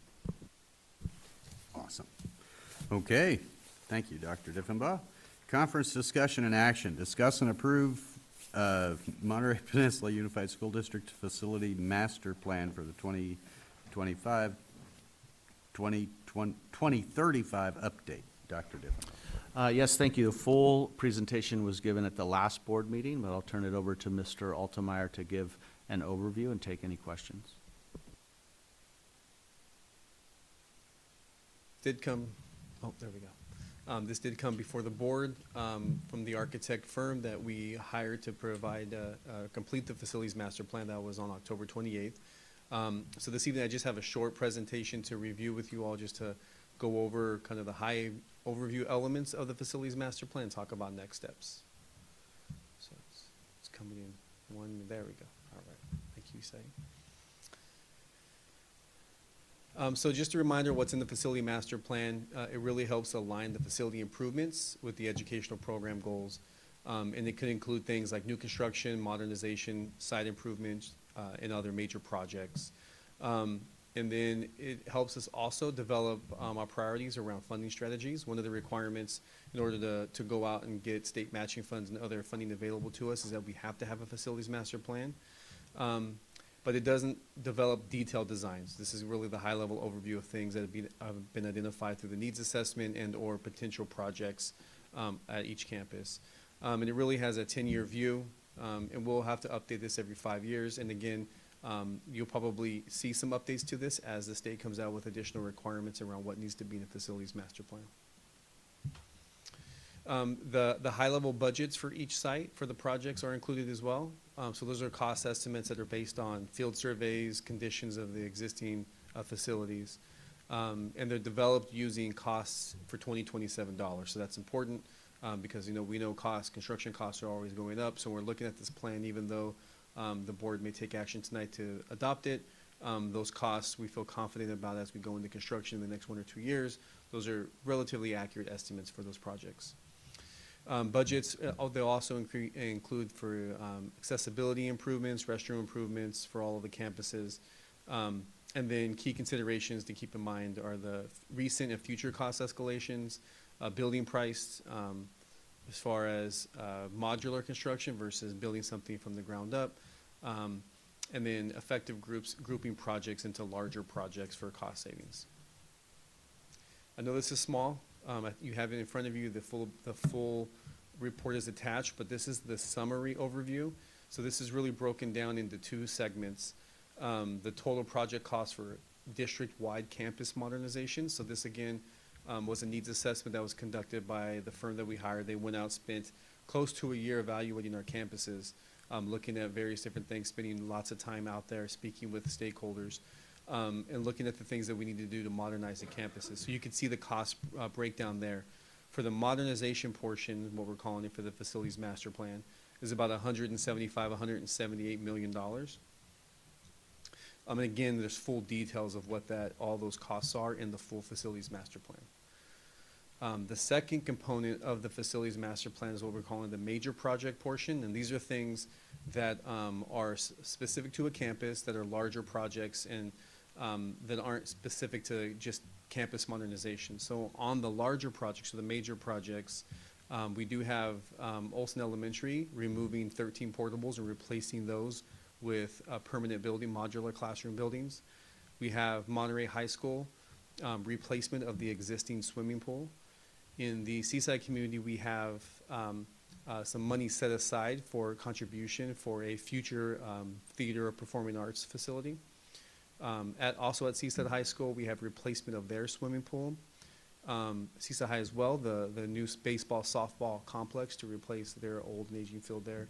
And then at Seaside Middle School, building a regional or a larger gym structure, an inside gym structure for basketball and indoor activities. All in all, for those projects, they total around $80 million. So the concept of the plan was to really identify all of the needs for the modernization, and then also focus on some larger projects that were received through stakeholder feedback. And that's the 2 major components of the facilities master plan. So what this could look like for next steps, as you know, the voters did approve Measure A in November of 2024. That was a $340 million bond. So as you're aware, we can't access all of that funding up front. We have to do that over a period of time based on assessed valuation growth, and we issue that in series. So we work with our bond financial advisors and put together a preliminary issuance schedule. This is subject to change, and it can change. But we did already issue Series A, and that was $60 million, and that was primarily focused on staff housing. So with that $60 million outstanding, the earliest we could access additional series of funding would be about September of 2026, and that would be about $65 million. And then going out into the future for Series C, that would be in 2029, about $105 million. And then in 2034, the last issuance of the bond would be about $110 million. Again, this is subject to change. This is just a preliminary example of what that could look like. It's based on a 4% projected assessed valuation growth for property values.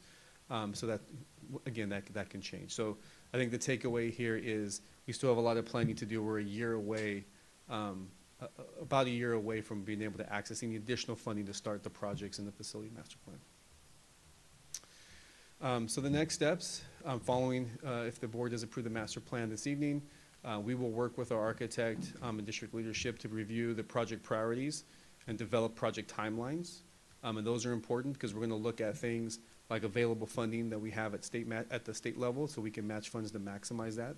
It may make sense to prioritize other projects because we have funding available, or to match it to maximize our funding. We will engage architects, so we have a pool of architects, but we'll continue to expand that pool of architects so that we make sure that we have the right architects for the right jobs. And then along the way, we will bring this back to the board and update you when we have developed a further set of plans and projected timelines and priorities. That's the presentation I have for this evening. If you have any questions, I'd be happy to answer. Okay, board, any questions? Okay, no questions from the board. How about public comment? Is there any public comment? Was there? Did I miss somebody? Him and Hahn? I'll come back before we end. Or is there any public comment? Seeing none in person, look at Zoom. Nothing on Zoom. It's a thumbs up, not a hand up. Okay, seeing nothing on Zoom, then we'll come back to the board. Trustee Ostettel, did you come up with it? Yeah, I was trying to figure out how to word my question. With the projection of September 2026 being 65 million, and we still have some in the Series A kind of lingering right now, with those being kind of on the lower side compared to 29, or Part C and Part D, can we prioritize some of those smaller, less flashy projects that, you know, like the new windows, the new roofs, things like that? I say that, you know, after listening to my neighborhood and what their desires are for their tax representation. So just kind of a thought in that realm. That's a good question. So the part of the plan is going to look at this with the architect and figure out how do we package these in modernization projects that maximize our dollars, so that we're not having to go to a campus, touch part of it, and then come back later. Each time we do that, you have to, there's cost escalation. So that'll be part of the prioritization that we're going to look at, is how do we maximize those efforts with bundling projects together. And so looking at that, we do have money available to us in Series A. While that was money we prioritized for the staff housing component. I know September 2026 seems a little bit further out, but there's a lot of planning between now and then that has to happen. So we're not going to be, we may not have shovels in the ground, but, you know, up till now, but we will do a lot of planning on the back end to get ready for when we have available funding to us. Thank you for that explanation. That's helpful to bring back to the community, that we can't just, or it's more cost effective to look at location and project rather than just ticking some boxes. So thank you. The other thing we're keeping in mind is when our sites are available for state matching funds, because depending on when you last access state matching funds, there's a timeline for when you are next able to. So we'll be looking at that as well. As you remember, I believe, got over $20 million back from the state in these last rounds of projects, but we had to put in our projects and then wait for a number of years for the availability. So it'll be the same type of thing where it won't happen instantaneously, but it's something that we want to make sure is on our radar. Again, trying to maximize the funding that we can to stretch it as far as possible. Okay. All right, anything else on this one from the board? Okay, is there a motion?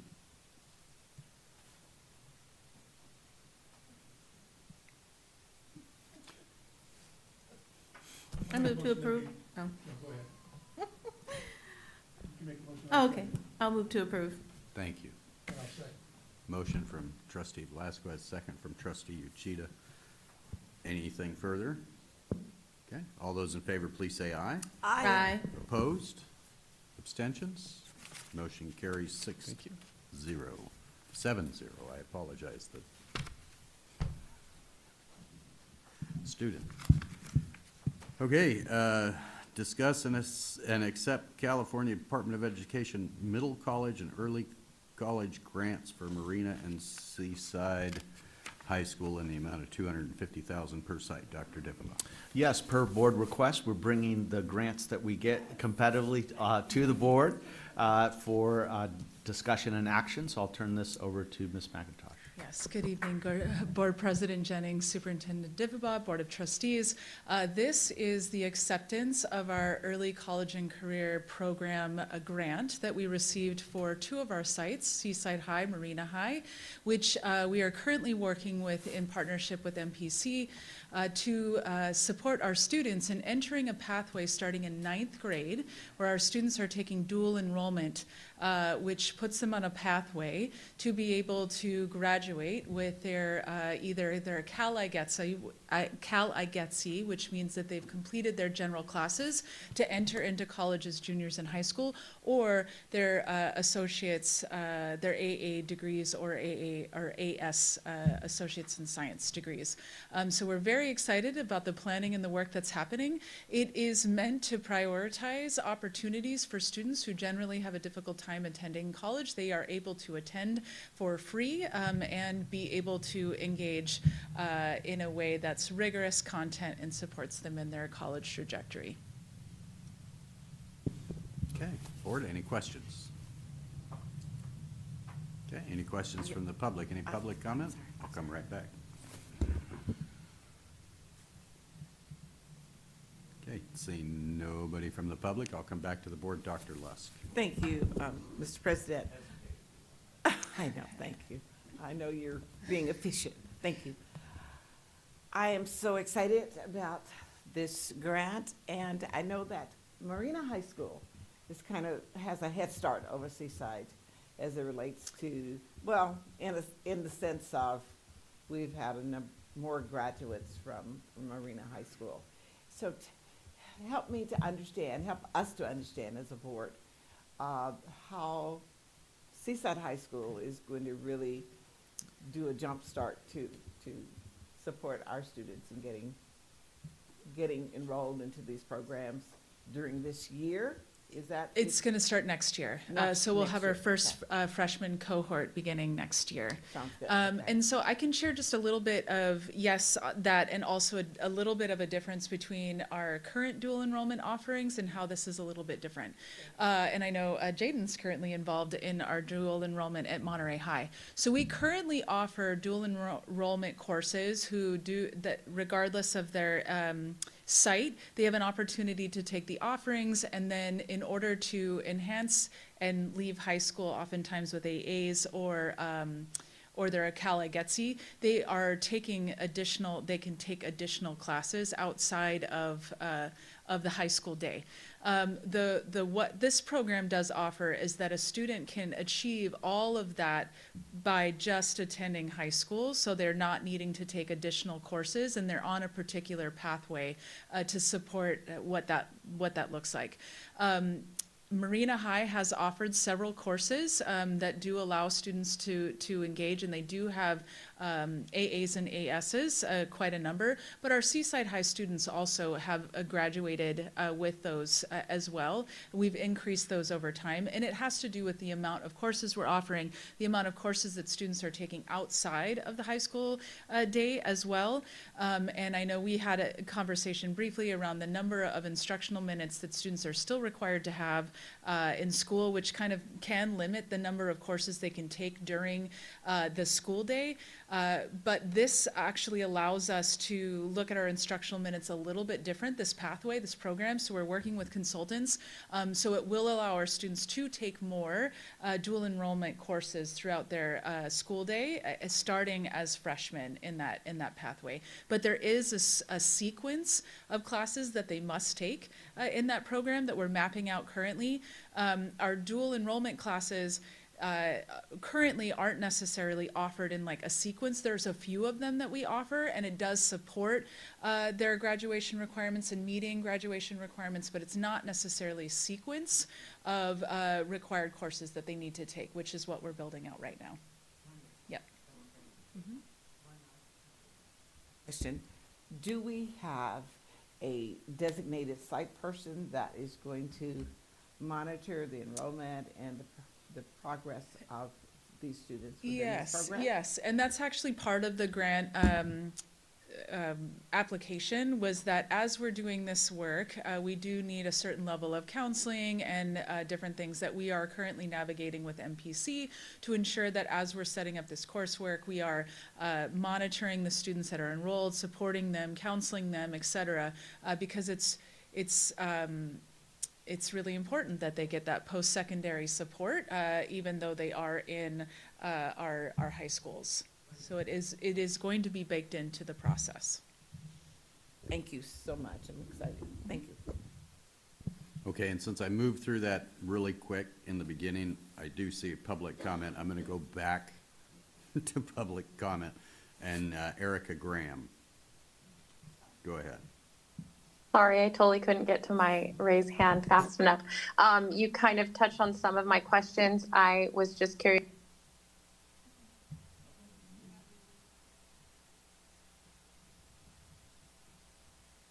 Erica, you're muted again. Okay, sorry. Start over. I was just wondering if there was going to be any special different assessments that were going to take place in the beginning, because I have had the pleasure of sitting on many senior defenses, and I have noticed that several kids have gone down one pathway, but they're ultimately going down a totally different career path, and their education has led them into a different direction from what the path was chosen. And then also I was wondering about is there going to be any changes in the restrictions? Because I know when my children went through the program and they were taking those dual enrollment classes, there were several restrictions that were placed as to what classes they could take or what free periods they could take and whatnot. So I was just wondering if those were going to be addressed as well. Yes, so just answering the last question first, part of this program does allow us to have a little more leeway with our instructional minutes. So part of the requirements that went through with the free periods and the number of courses ultimately impacts the amount of instructional minutes that a student receives in order for us to be able to collect ADA or count attendance for those students. And so if they were taking, for example, 2 dual enrollment courses, those dual enrollment courses, even though they're taking them on our high school campuses, do not actually count for attendance for us. And so if a student was taking 2 dual enrollment classes, a free period, which would also actually act as not collecting attendance. So we would not meet those attendance requirements, which is why those rules went into place. With this new program, and we're working with a consultant, we are going to have a little more leeway over our attendance requirements and our instructional minutes. So we are currently mapping that out and working on that with our consultant to ensure that we are still collecting attendance and enrollment, because we know that we are an ADA district and benefit for students' attendance. So we are currently working on that, but we do know that through this grant and this program, we have a little more leeway with that. The other question about how students are going to be enrolled in this pathway and what that looks like, we're currently working on that. We're studying and looking at and researching other districts who currently have begun these programs that are starting in freshmen. The ideal is that we are providing students who generally might not have been on a college pathway opportunities to be on a college pathway as they start into high school. And so we're actually offering some counseling courses, dual enrollment counseling courses. We've started our first at Los Arboles. We're hoping to expand, obviously, at Seaside Middle. So that's an opportunity for students even starting in middle school to have access to dual enrollment, to understand what the pathway looks like, and then to engage in a enrollment process that does need to be, I think, very transparent about the impact of what happens if you're not passing college courses, even as freshmen, what that means, and how do we keep on track? How do we support you? What are the additional supports that we are ensuring that we're putting in place? The counseling, even the tutoring, different things so that students who are enrolled in this program, which can be very rigorous because it's college courses, are getting the support that they need to be able to remain on that trajectory into being a senior in high school. So we are currently looking at what that process looks like. I don't believe that we are looking at a testing in process. We're really looking at an application opportunity, an exposure opportunity, a desire to be a part of the process and the supports that are there rather than a testing process. Okay. Thank you. Okay, I see one more hand. Carla Lobo.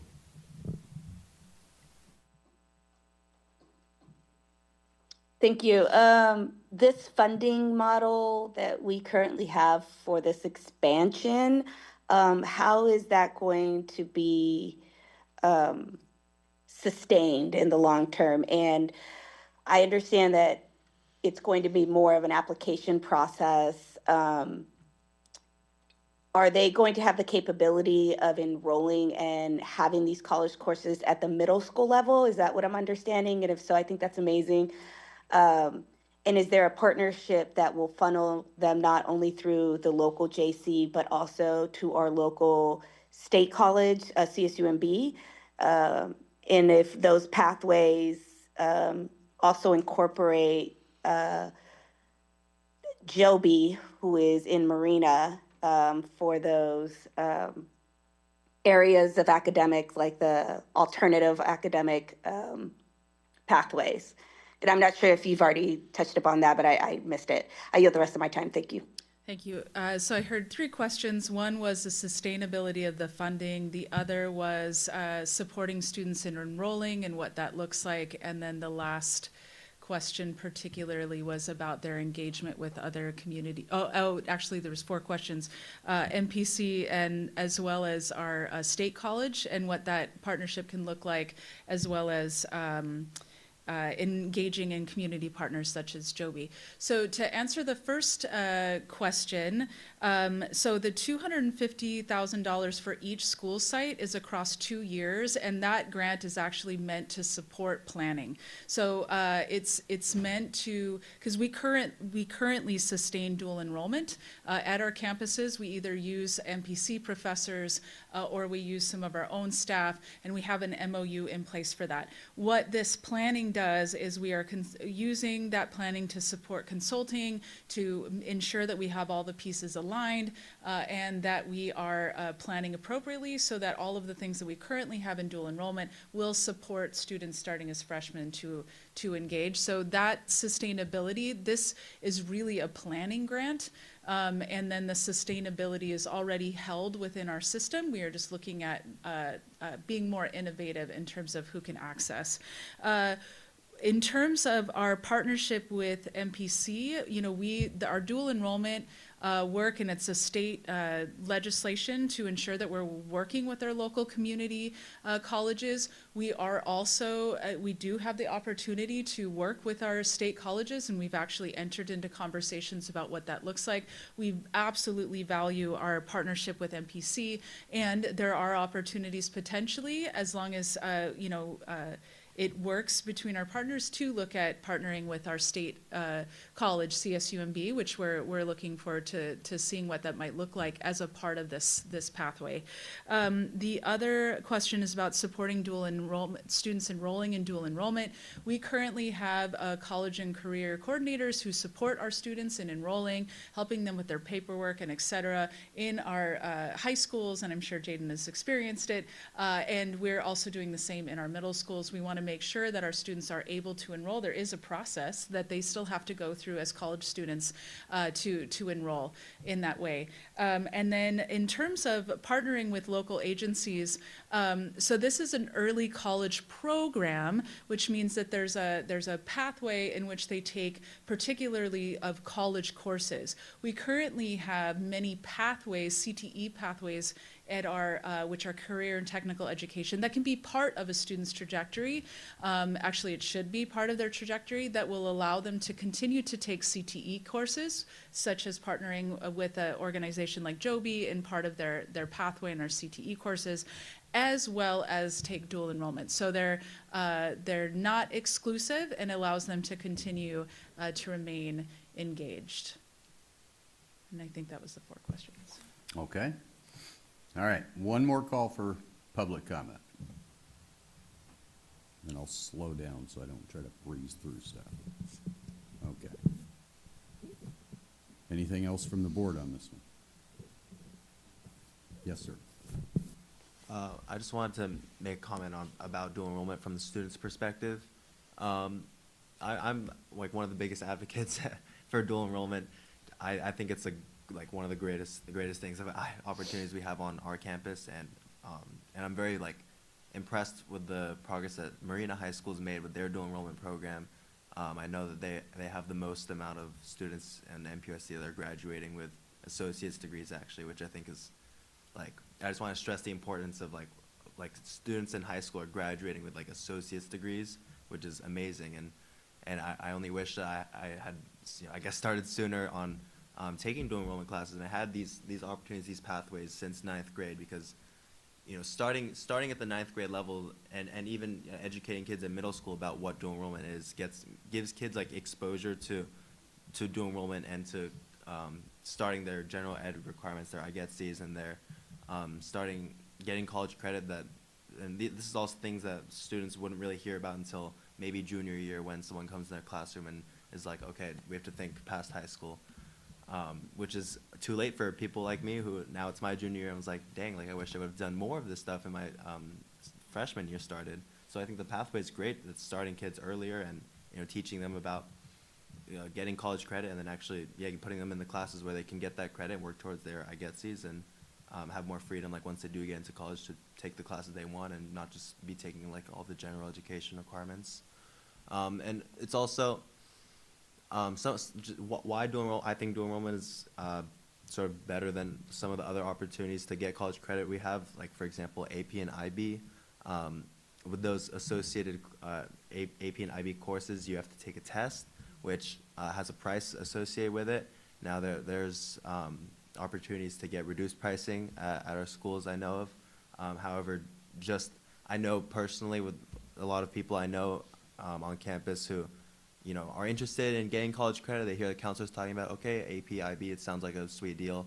But then as soon as they hear $100 per test, it's sort of it scares people away from these things. And so it's great to hear that the pathway we're providing would be free, and because it's just it's a no-brainer for students, and it's very inviting to say we're offering you the chance to get college credit at no cost, and it's a pathway, we're going to help you, guide you through it. So I see a lot of benefit there. So just one question I had then. I noticed the grant was awarded for Seaside and Marina High. I was just wondering, did we apply for maybe Monterey High and Central Coast High School, or how does that work out? Yeah, so that's a great question. So in working with our high schools, there's many pathways and academies and opportunities such as IB, DP, MAOS, Spark, and the AMP academies. And so at this time, we felt we don't actually have academies at those other high schools, or fully fleshed out pathways such as something like the DP. We felt like we wanted to build it out at these 2 sites first, since we didn't have those other opportunities, and then we would look at potentially what it would look like at our other high school, comprehensive high school. Okay, and then I want just a little bit more clarification, what the pathway looks like. Are these going to be, counselors saying when students are in the program that counselors are strongly recommending these classes to take to get these IGETC requirements, or whatever their goals might be, associates of science? Yes. So we are currently working with MPC right now around what that course sequence would look like. So as freshmen, if they were entering in, they would need to take, for example, their English courses and et cetera, through the pathway. So we're mapping those out. Particularly, one we're looking at engineering, and the other one we're looking at health careers. at Marina High. And one thing to note is that a full year of dual enrollment of, let's say, English actually counts as 2 years of high school credit. So there's a lot of mapping that takes place to ensure that, one, students are meeting their graduation requirements, two, they're able to get their IGETC by the time they're seniors. And so there's a lot of work that's going into that. So yes, once they enter into the program, they'll be told these are the courses you need to take as a freshman, and then here's the other pieces that we'll support. So through the grant funding, and is our goal to be able to offer all these dual enrollment classes in this whole pathway on campus, like on Seaside High or Marina High campus in person? That's right. Yep. Okay, then like a follow-up question I had is, I know at our campus at Monterey High School, a lot of students are interested in dual enrollment and want to take the opportunity. However, I've heard that counselors are not, like, counselors don't exactly like let students take certain classes that can be or I guess what I'm saying is they can't transfer credits for certain classes from their dual enrollment class to their high school transcript. Mm-hmm. They can't transfer those credits because the school, is my understanding is that the school doesn't want students just, taking all the classes that they want at Monterey or at MPC and then not taking them at Monterey High School.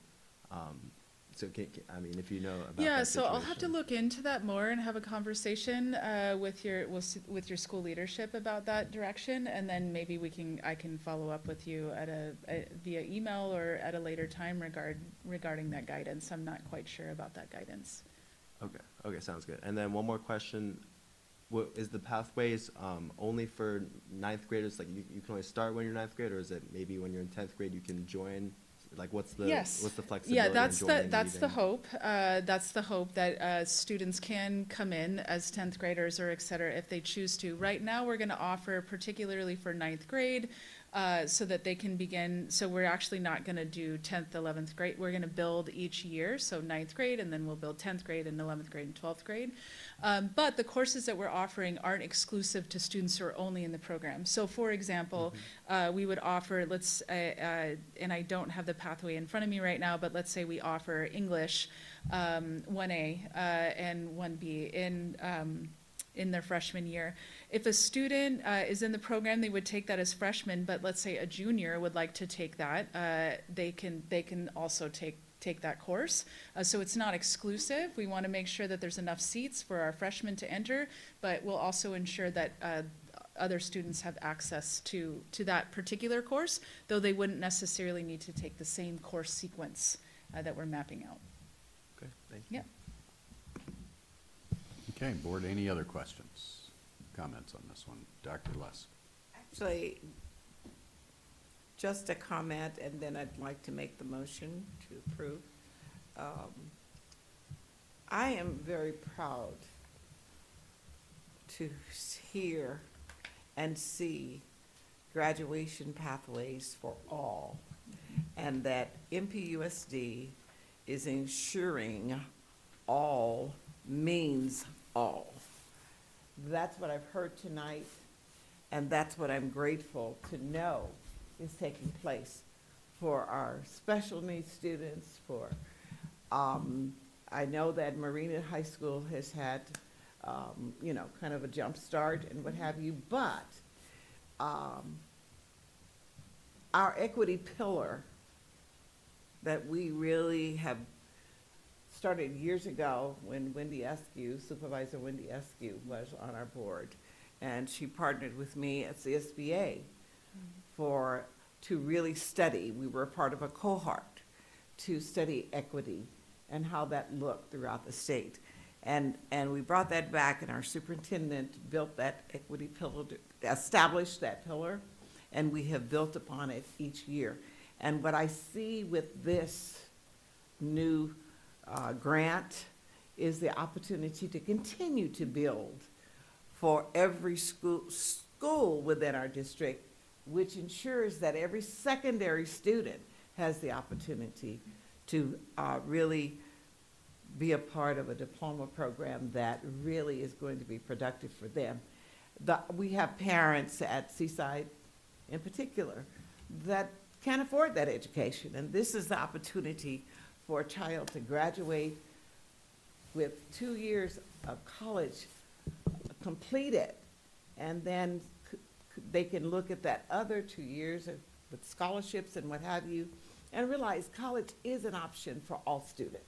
And so with that being said, thank you, Assistant Superintendent, thank you, Dr. Diffenbaugh, for really being assertive in looking at the grants and that are possible to have us begin these pathways for all students.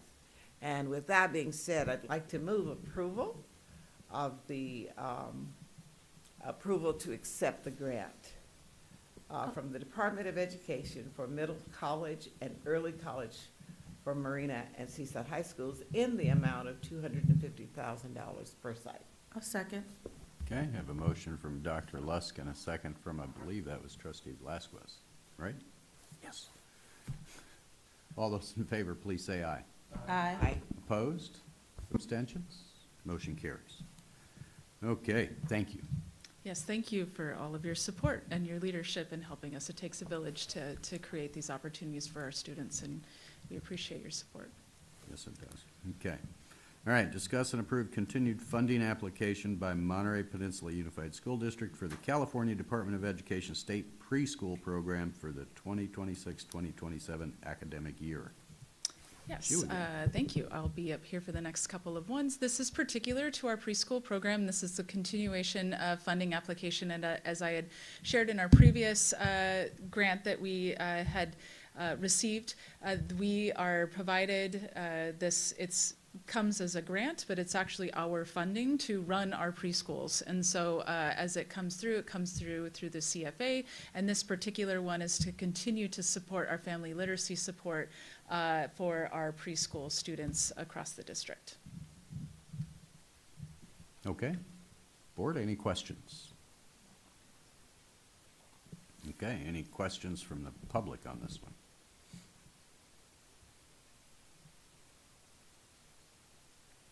Okay. Last call. Any questions from the public? All right, all covered. Okay. Is there a motion on this item? I'll move approval. I'll second. Okay, I have a motion from Trustee Hofstadter and a second from Trustee Velasquez. Anything further? Okay, all those in favor, please say aye. Aye. Opposed? Abstentions? Motion carries. Okay, discuss and approve the fiscal year 2026-2027 resolution authorizing continued funding application. Oh, no, that is a different one, right? Yeah, okay. Continued funding application resolution for the Department of Social Services, California State Preschool Program, Infant Toddler Program. Yes, so this is again an opportunity to continue to receive funding, but this is particular to our infant and toddler program, which we've just, I would say, started 3 years ago, which is really exciting, cradle to career. And so this is the additional funding that'll come through to continue to support our efforts to provide care for these this age group up until 26-27 fiscal school year. Okay. Any comments or questions from the board? Go ahead, Trustee Velasquez. And I believe this would be on topic, but being that this is for funding the actual program, have we received enough in grant funding to where we could possibly reconsider charging the parents in regards to diapers and wipes? Because I did have someone ask me about that a couple weeks ago, if that's going to continue. So there's specific requirements that the preschool from the state, because we have this funding, there's really specific requirements that we have in terms of that. So I think we can follow up with you about the funding for the diapers and et cetera, about that. I do believe we looked into it, so I'll just make sure that I can provide you with that information.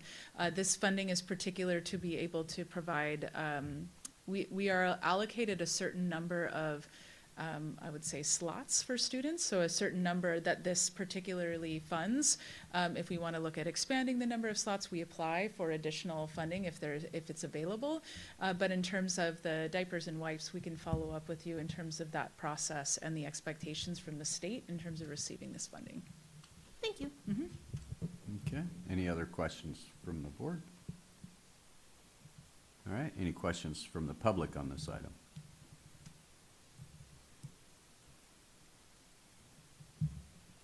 Carla Lobo, go ahead.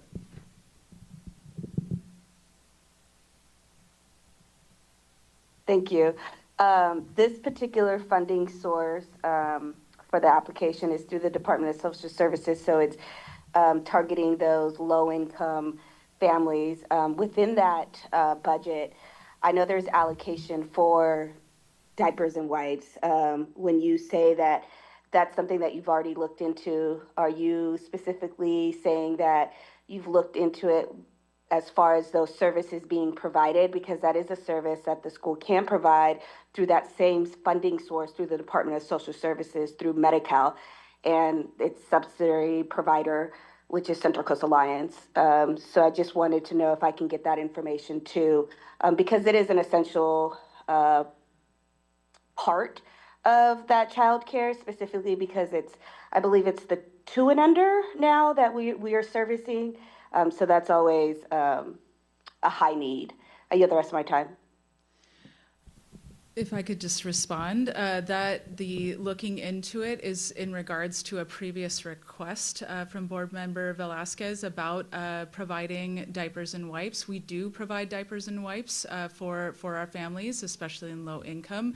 The follow-up was to provide the guidelines and the process that we provide families in terms of the diapers and wipes. Okay. Any other public comment on this item? Okay, seeing none, I'll come back to the board. Is there a motion? I'll move to approve. Second. Thank you. I have a motion from Trustee Velasquez, second from Dr. Lusk. All those in favor, please say aye. Aye. Opposed? Abstentions? Motion carries. Okay, item E. Discuss and ratify change order number 3 for DMC DMC Commercial for the multi-use lower field project at Monterey High. Yes, I'll let Mr. Altemeyer go through this. Thank you. So this is the last change order for the Monterey High School lower field project. There's various components of the change order. I should start by saying any of the change orders that you see come forward, they're always negotiated. So either our construction management company will work with the contractor on these or architects. So these are always negotiated. And you'll see in here there was some deductive change orders listed here. But overall, this is a change order for various components. Most of these are for unforeseen issues. There was some owner requested changes that were made. Overall, with this third and final change order, it's right around 9%. So less than the 10% threshold, but it's around 9% in total. Okay. Any questions or comments from the board? Okay. Any questions or comments from the public?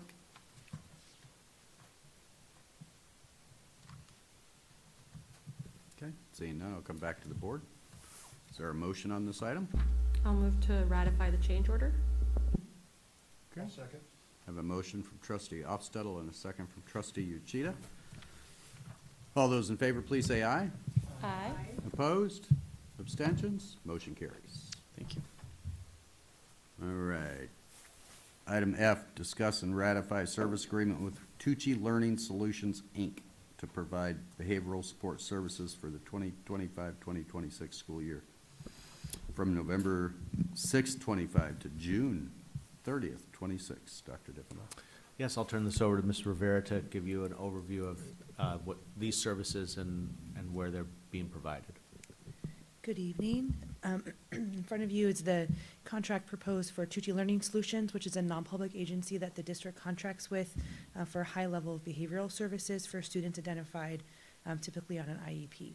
And so in this case, this is a new set of services at one of our local elementary campuses that had started on the 6th.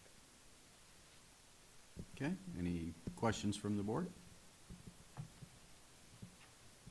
Okay, any questions from the public? Carla Lobo, go ahead.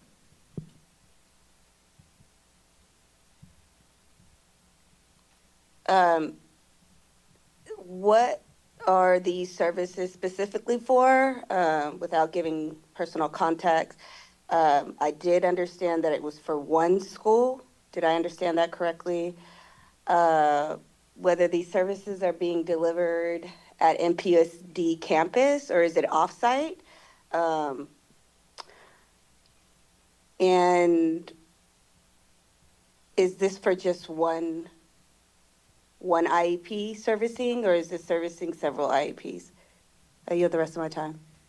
Thank you for your question. So this is services rendered at one campus for a TK classroom, supporting students with behavior intervention plans.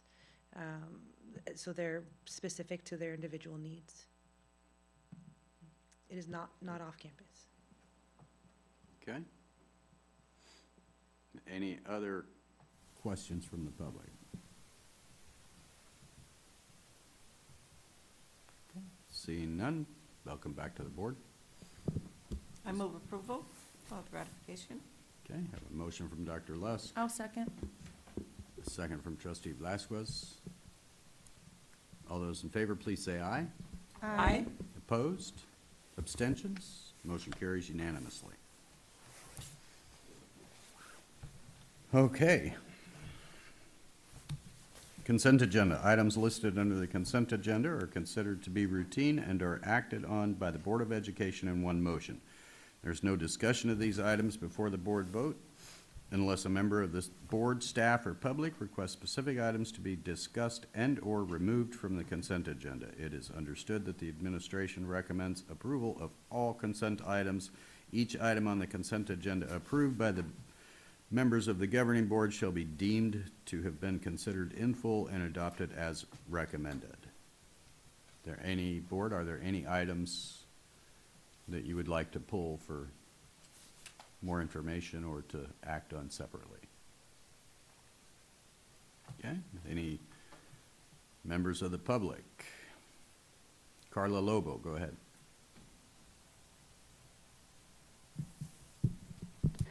Letter H as in Harry and M as in Mary.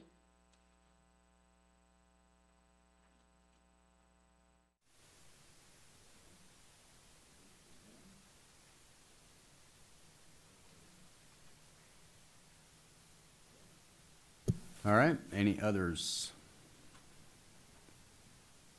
Okay, seeing none, I will ask for a motion for all items on the consent agenda other than H and M. Is there a motion? I so move. I'll second. I have a motion from Trustee Uchida and a second from Trustee Ostettel.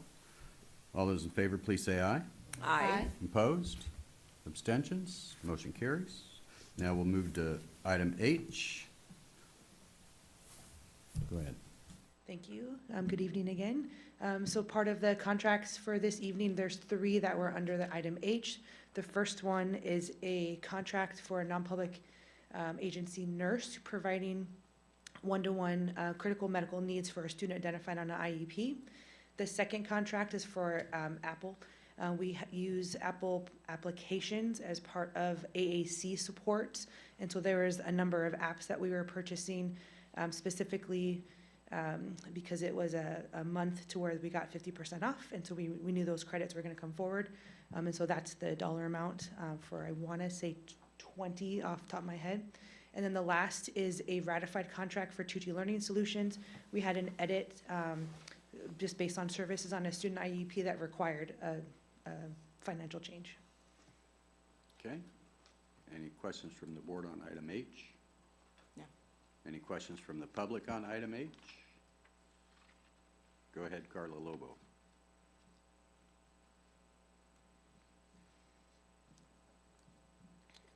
Thank you.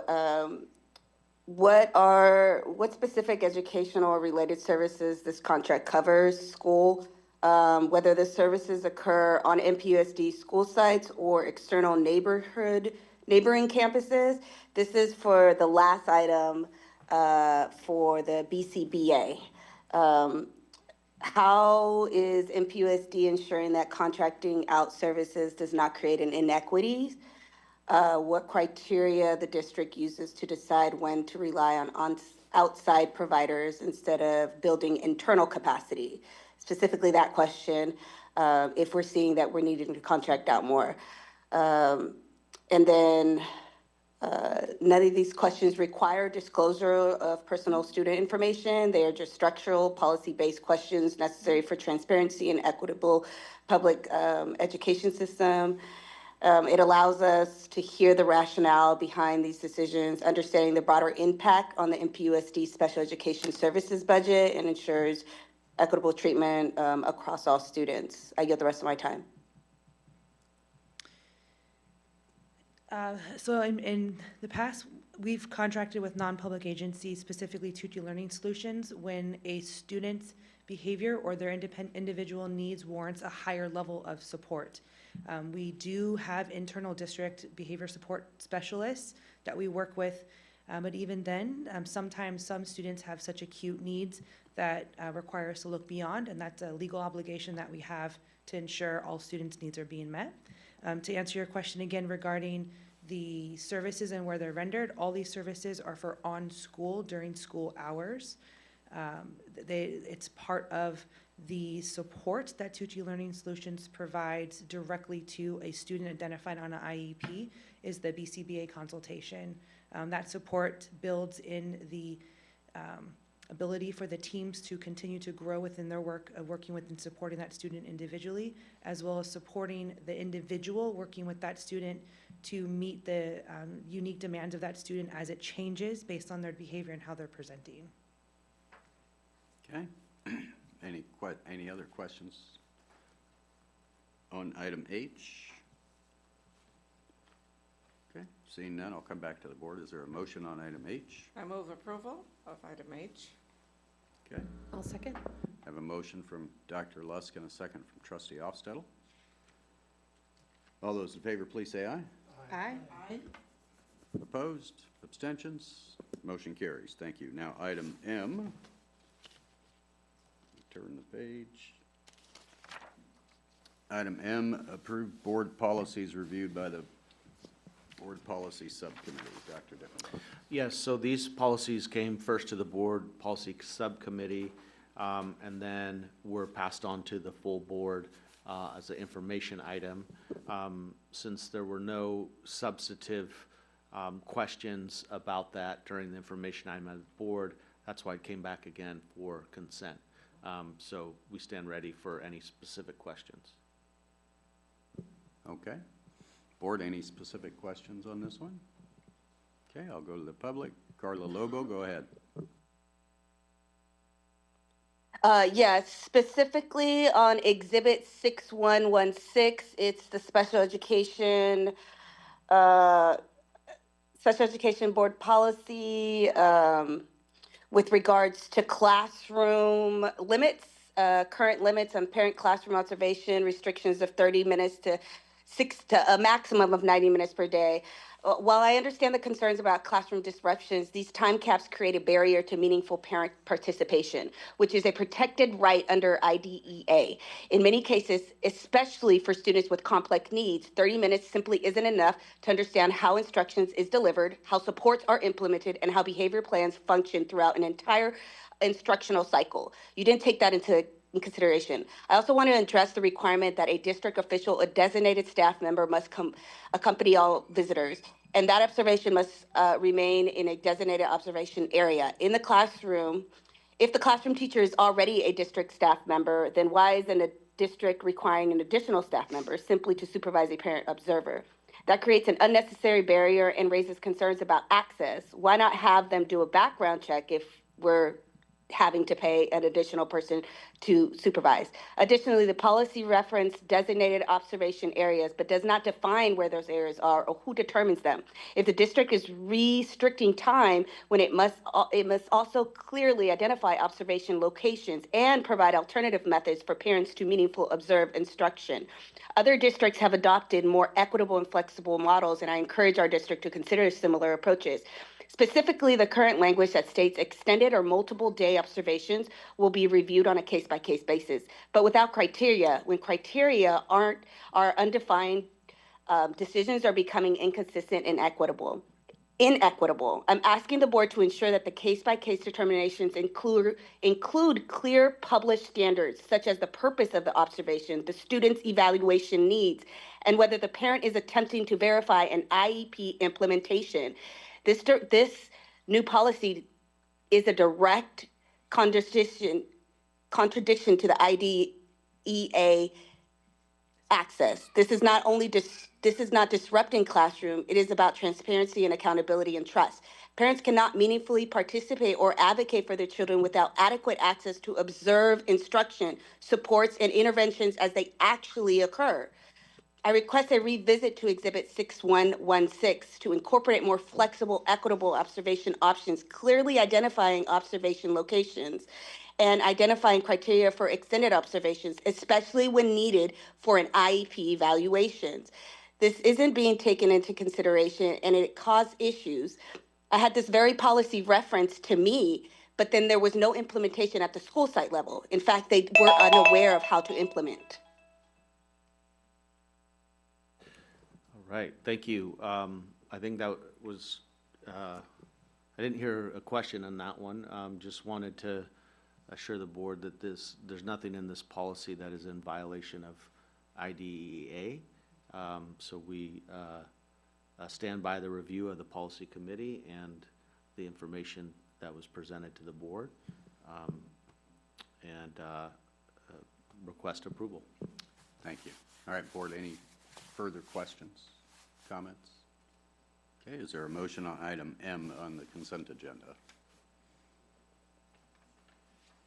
I'll move. Thank you. I got a motion from Mr. Uchida. Is there a second? I'll second. I have a second from Trustee Hofstadel. All those in favor, please say aye. Aye. Opposed? Abstentions? Motion carries. Thank you. Moving on, information items. Review and discuss additional nominees for the Monterey County School Boards Association 2026 Excellence in Education Award. Dr. Diffenbaugh. Okay, this is a few-step process, so I want to review with the board. This is for the nominations for the Excellence in Education Award. This first step is for the board to add any names to the list that has been presented this evening. After names are added from all districts in Monterey County, it will go to the committee from the Monterey County School Boards Association, and then they will send back to boards a list in which boards will choose their top three. So this is not asking for us to rank anything at this time. It's just asking if there are any other organizations to add to the list already. I do want to just make sure that I cover the criteria as board members might be thinking of different nonprofits or organizations. So the criteria that the County School Board Association is asking us is available and accessible to students countywide, transformative and significant impact on students' quality of life, highlights an unmet county student need, and exceeds expectations. So those are the criteria that and it's posted on the attachment there for your reference. But that's the criteria when you're thinking of names of organizations to add that the School Board Association asked us to consider as you make those recommendations. Okay, board. Trustee Velasquez. So Special Olympics, Special Olympics Northern California, but specifically Monterey. which serves all of Monterey County. Okay. So that would be an addition. Okay, thank you. Okay. Any other ads from the board? I do have one additional possibly, but that would be the Tim Tebow Foundation in regards to their Night to Shine. I don't know if that would qualify. I know it's just basically one night a year, but it is for special needs. The Tim Tebow Foundation Night to Shine. I know it's, you know, an annual event that they have, but it's open to all of Monterey County, 14 years of age and up, and for special needs. Okay. All right, any others? Okay. All right. You got them? Okay, good. We're gonna move on. All right. We're gonna go now, communication from board members. Board communication is an opportunity for board members to share with the public events, activities, and other communication they deem relevant to the public. It's understood that these items raised during board communication section are not on the adopted agenda, and therefore no further discussion will occur. Sir, I'm going to start on my right. Trustee Velasquez, communication. No communication. Okay. Trustee Hofstadel.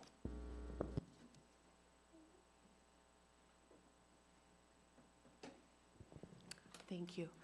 I took my kids to the MPC STEM Day on Saturday. They made the most of a rainy day and moved everything into the library, which was a beautiful space. And I was very impressed with how many community partnerships they represented. A lot of programs at MPC were represented. My kids had fun, and there was a great turnout despite the weather. So I just wanted to say thank you to MPC for hosting that, and I think they partnered with CSUMB as well. So a lot of gratitude for our students. And thanks to MPUSD for having a Saturday Academy component as well. Okay. Thank you. Dr. Lusk. No comments. Thank you. Okay. Trustee Cheetah. Thank you, Mr. President. Was able to attend the Central Coast Car Show, and it was quite a community event. The car club that was there, I think they were mostly men, but they enjoyed showing off their cars. And what was really cool is that they awarded some things for the students to work on, you know, starting a business. And so it was just a neat day, and nice to see the community supporting our students at Central Coast. And so that was a lot of fun. I attended the JPA CTE meeting at Carmel High School. A lot of neat things going on. Tony, our man, was there, and a lot of great things and a lot of great ideas. I've never been to the Carmel High School theater, but what a wonderful facility. I hope someday that we'll have a theater. I know in our master plan we talked about those things, but I think our district needs something similar. And a shout out to the Carmel High School students. There were three or four. A theater component, and that was really interesting. They're going in there, and they were just going through a play and in the control room and giving out directions, and kids who were just into it. They gave a robotics demonstration, which was really cool. They also had their sports academy, or sports medicine academy, and they had students present, which was really enlightening. Also, and I attended the JROTC. I can't remember the exact title, but it was a reviewing of their squads or whatever. Was very fortunate. Leon Panetta gave a speech to the students, and it was very insightful. Hopefully the kids heard it, and we'll learn from it. And it was just a really neat day. And that's about it. Thank you. All right, thank you. Trustee Sanders. Yes, as I mentioned at the last board meeting, we're planning a forum, the Attainable Housing Forum. My nonprofit and Regenerative California facilitated a forum to basically generate ideas for workforce housing development. And we were lucky to have Superintendent Diffenbaugh attend and listen in and participate as much as he could. We generated a lot of really inspiring ideas, I think, including one that would be a capital fund for workforce housing development in Monterey County, generating housing to house folks such as teachers in the district, teachers in other districts, and other essential workforce in our communities that are critical for the socioeconomic fabric of our communities. So I'm really excited to see what the follow-through looks like. There's a 90-day sprint for implementing these projects, including the capital fund formation. Our target is $450 million that we can funnel into below market loans to get the housing that our communities need built. So keep you all informed, and hopefully by this time next year you'll see something a heck of a lot more concrete. So again, thank you, Dr. Diffenbaugh, for coming, and I think that's about it for now. Thank you. Trustee Khan. Yeah, just wanted to share some of the opportunities I've been able to experience since our last board meeting. I attended the conference called SABE, hosted by the organization CASC. So it's a lot of acronyms, but CASC is the California Association of Student Councils. And this conference that they put on, SABE, is a 4-day program where students from all across California who apply to be a part of the conference attend for 4 days, and we all stay in a hotel, and we all are together in the same space for 4 days. And the eventual goal by the 4th day is, with your committee of about 10 people, come up with a proposal to propose to the California State Board of Education. And so we stayed in Sacramento, where the State Board of Education has their meetings, before day one, even from day 0, before we even met in Sacramento, we had met online on a Zoom meeting to come up with a big brainstorm of issues that we saw at our schools and just general things that we wanted to improve. And this organization, CASC, has very robust curriculums and methodology for all of their operations, and I thought it was really cool to see, because I'd never really been a part of any organization that impressed me as much as this. One of their key core values is being led by students and for students. So it was really cool to see that how this organization, and specifically this conference, was all run by students who are my age, literally 16-year-olds or 17-year-olds, and they're the ones putting on this conference that I'm learning from and being a part of. So I was just very humbled and very impressed by other students in the state of California who are running these conferences that I get to learn from.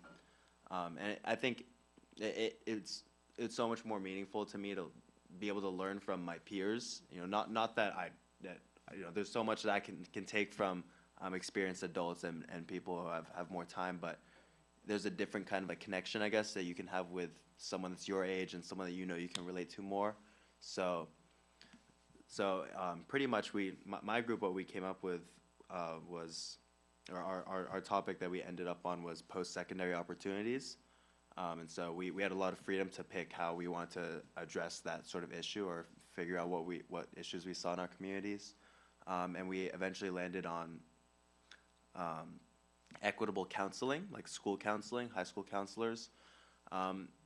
And it was actually very interesting I learned a lot through this, and one of the big takeaways I had was operating within jurisdiction and boundaries. A big thing that we learned through the whole process. And keep in mind, I'm coming into this whole conference very blind about what organizations are in charge of what, regarding the Department of Ed and the State Board of Education and how these systems work. But by day 4, I was very educated, very well educated on, you know, what the State Board of Education does and how they work with the Department of Education.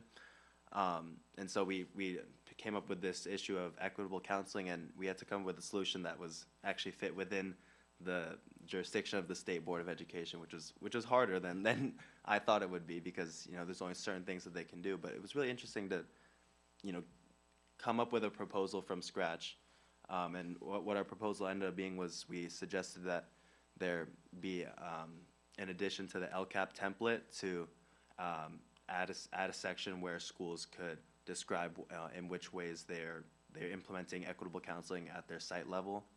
And of course, it's not, you know, the perfect solution to solve all equitable school counseling, but, you know, I guess the point of the conference, for me at least, wasn't as much to, you know, solve these big problems, but it was more to learn the process and learn, you know, what LCAP is, what the State Board of Education is, and how they all work together to, you know, in our system. And it was really good. I mean, by day 4, I got the chance to meet a lot of our trustees on the State Board of Education, and it was really cool to see how the operations of how all that works. And yeah, just again, like, very impressed with the organization CASC. Got a chance to talk to a lot of their leadership there, which again are all juniors and seniors in high school, and I was so impressed. Like, I'm still in contact with a lot of the people over there. And this weekend on Saturday, another program that they offer through CASC is sort of like a student board member fellowship program, where you join for a year, and it's similar to the CSBA's student board member trainings, but it's in person. They meet a few times, or maybe once a month. But yeah, this Saturday I'm actually going to be attending in Palo Alto, the first training, just to get more interaction with the organization, because they made a very good impression on me, just being led by students that were just my age. I was very impressed. So, you know, gonna pursue that and learn as much as I can from them to bring back to the board. You know, coming back, I just want to say, like, I'm more capable of serving my role now because of the conference and because of the training and everything I've learned, all the people I've met. So just know that, you know, I really appreciate the board's support on, you know, being able to provide the resources to send me to these great opportunities, because I'm able to come back here and serve my role better. So thank you. Thank you. It's awesome. Yes, ma'am. Yes, ma'am. I just really want to acknowledge our superintendent and Associate Superintendent Krista McIntosh for the excellent summary of our community schools that you received in your packets. I don't know whether you've had an opportunity to review them, but this is a report that I'll be sharing on Thursday in Sacramento for the Learning Institute, Learning Policy Institute. A panel of 4 members of state leadership teams will be talking about community schools within districts and within the state of California. And MPUSD is going to be showcased. And Mr. Uchida's report mentioning Central Coast just made me realize that I needed to share that with all of you, because Central Coast will be highlighted specifically at this conference. Awesome. And MPUSD we're doing some great work here with our community schools and kind of leading the state as far as districts are concerned. Be very proud of the work that our staff is doing, and the teachers and counselors and principals at the site levels. So just wanted you to be aware of that. Read that report thoroughly so you can truly see just what we're doing in our community schools. Thank you. Thank you, Dr. Lusk. Okay. Yeah, I went around. Okay. Board requests are an opportunity for board members to request future items to be added to the agenda, or to request information to be provided by the superintendent at a future time and date. It's understood that items raised during the board request are not on the adopted agenda, therefore no further discussion will occur on any items by the board members. So is there, I'm gonna just ask, is there anybody that has anything for future agendas? Go ahead. I would just appreciate a follow-up on the dual enrollment pathway, just as we continue to develop what that looks like, and as it grows, I would just appreciate to get more information as we move along. Okay. Anything else? All right, thank you. Then we're going to move on now to advanced planning. Our next meeting is December 9th, right here. It's our regular meeting and our annual organizational meeting. Okay, is there a motion to adjourn? I so move. Motion by trustee Ofstedel and a second by Dr. Lusk. All those in favor, please say aye. Aye. Opposed? Abstentions? We are adjourned. Thank you.